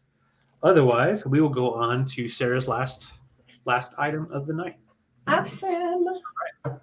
Awesome. All right. So my last piece for tonight is a piece that I picked up at that estate sale. Now, it's in as-is condition, and damn it, I did not know that when I picked it up. Nope. And I'm going to show you. It's got one little flea bite, and it's hard to see, which is why I didn't see it when I got it. Okay, it's on this inner lip, and it's almost like a flake chip right there. Do you see it? Mm-hmm. That is it.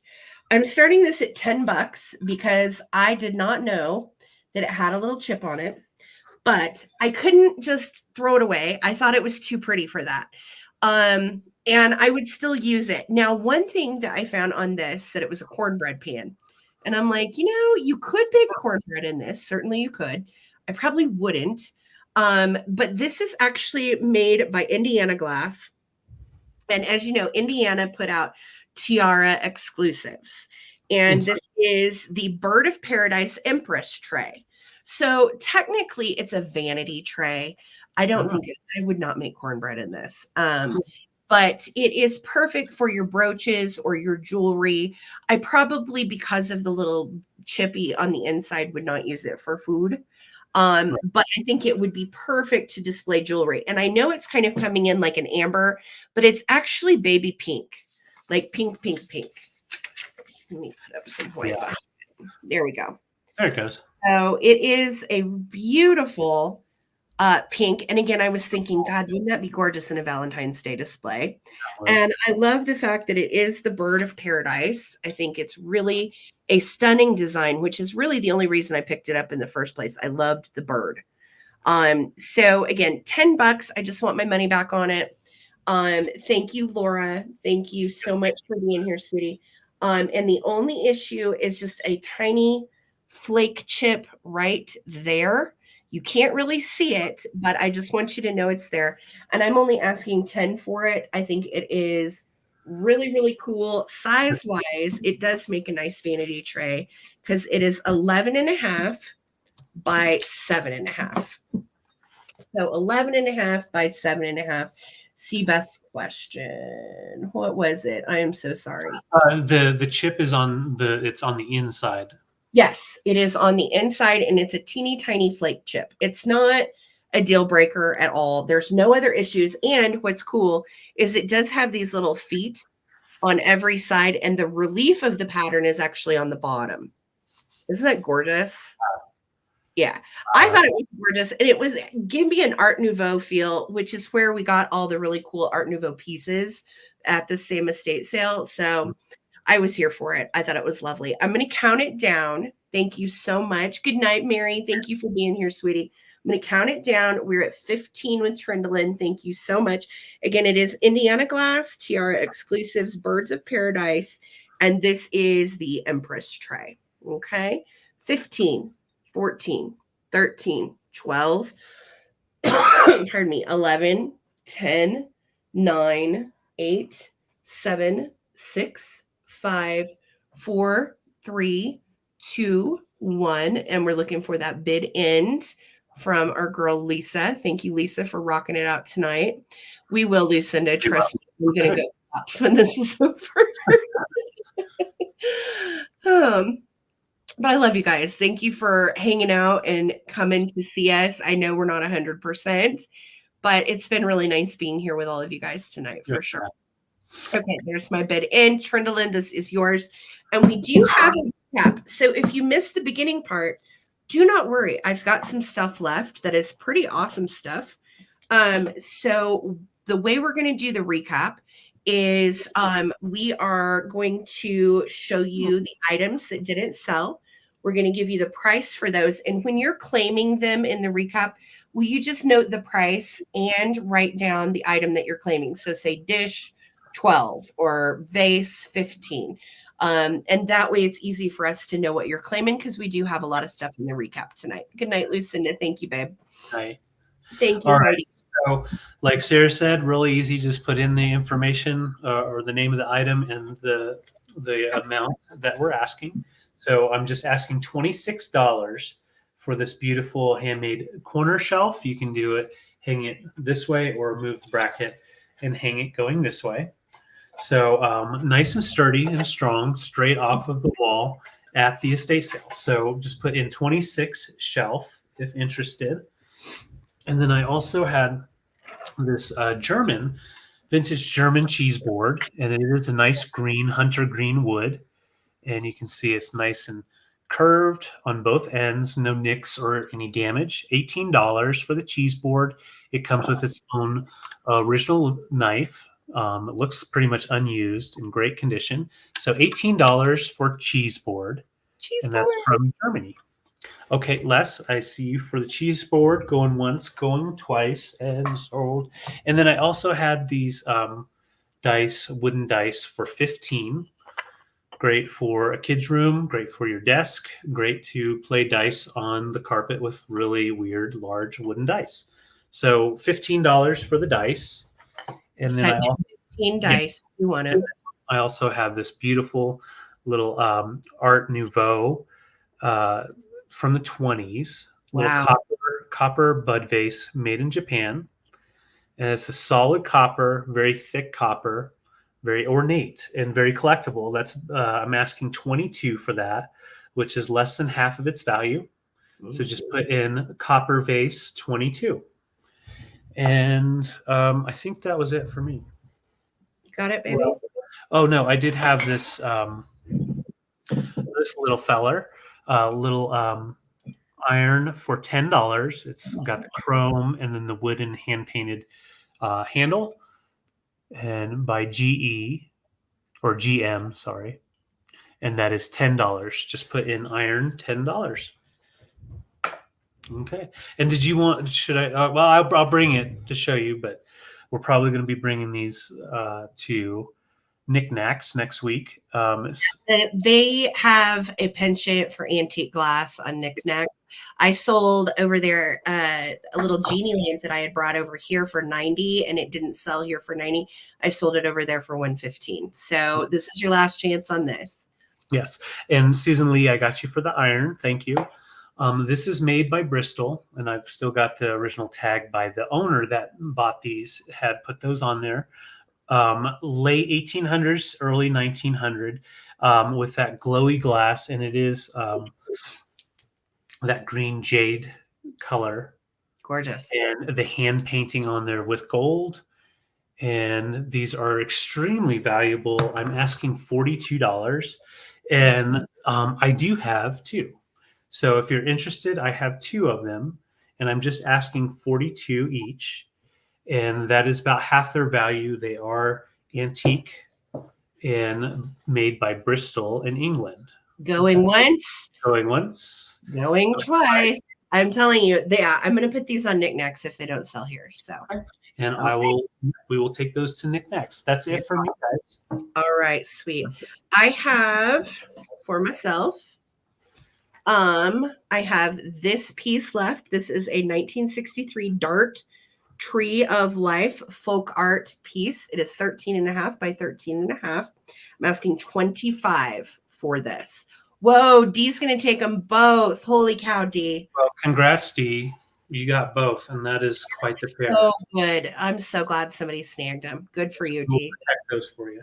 All right, so put in 25 for the Tree of Life if you are interested. And the person wrote, leopard is for courage.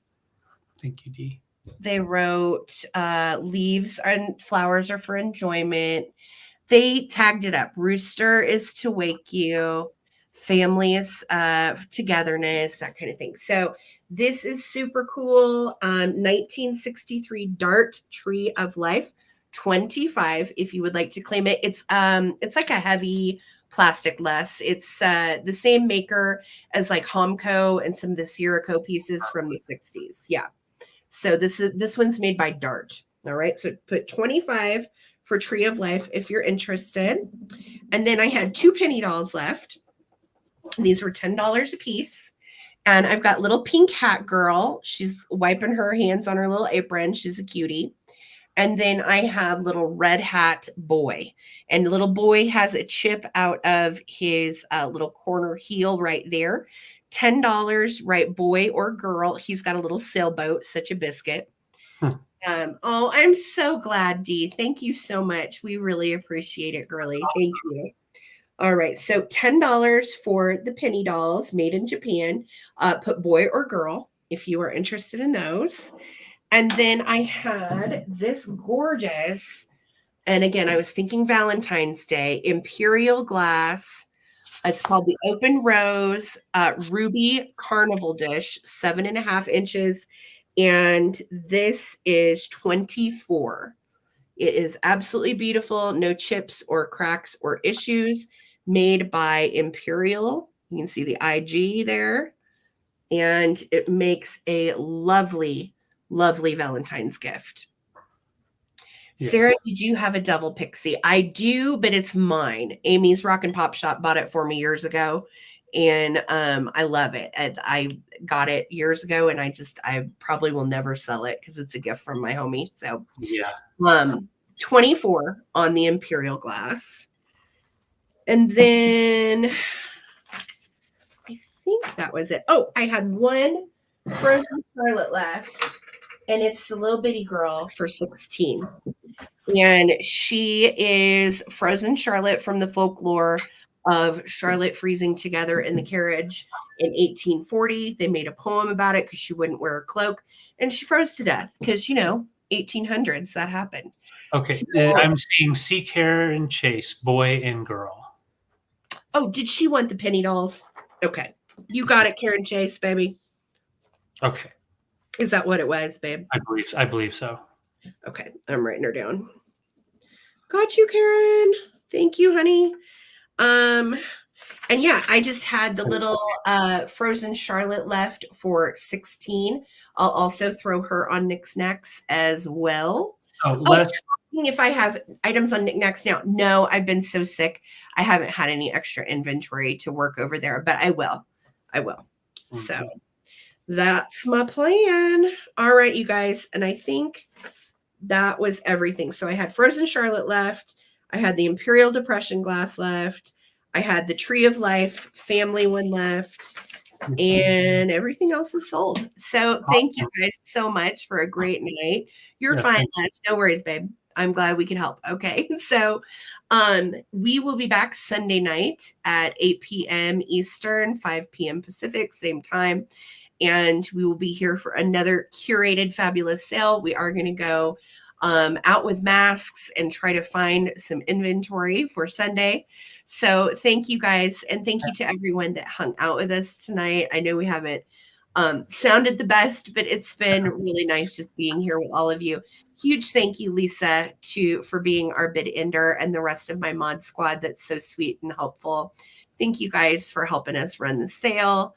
Thank you, thank you, thank you. It's okay, Patty Rose. You can, there is stuff if you want to watch the recap, just rewind by like 5 minutes and you can see what's left. Yeah. Oh God. Okay. We're going to get off of here and go cuddle some doggies and take some meds. Thank you guys again for hanging out with us. We appreciate you. Peace, love, and vintage. And we'll see you back here on Sunday night. Okay. Good night, everybody. Thank you guys. Thank you. Happy February.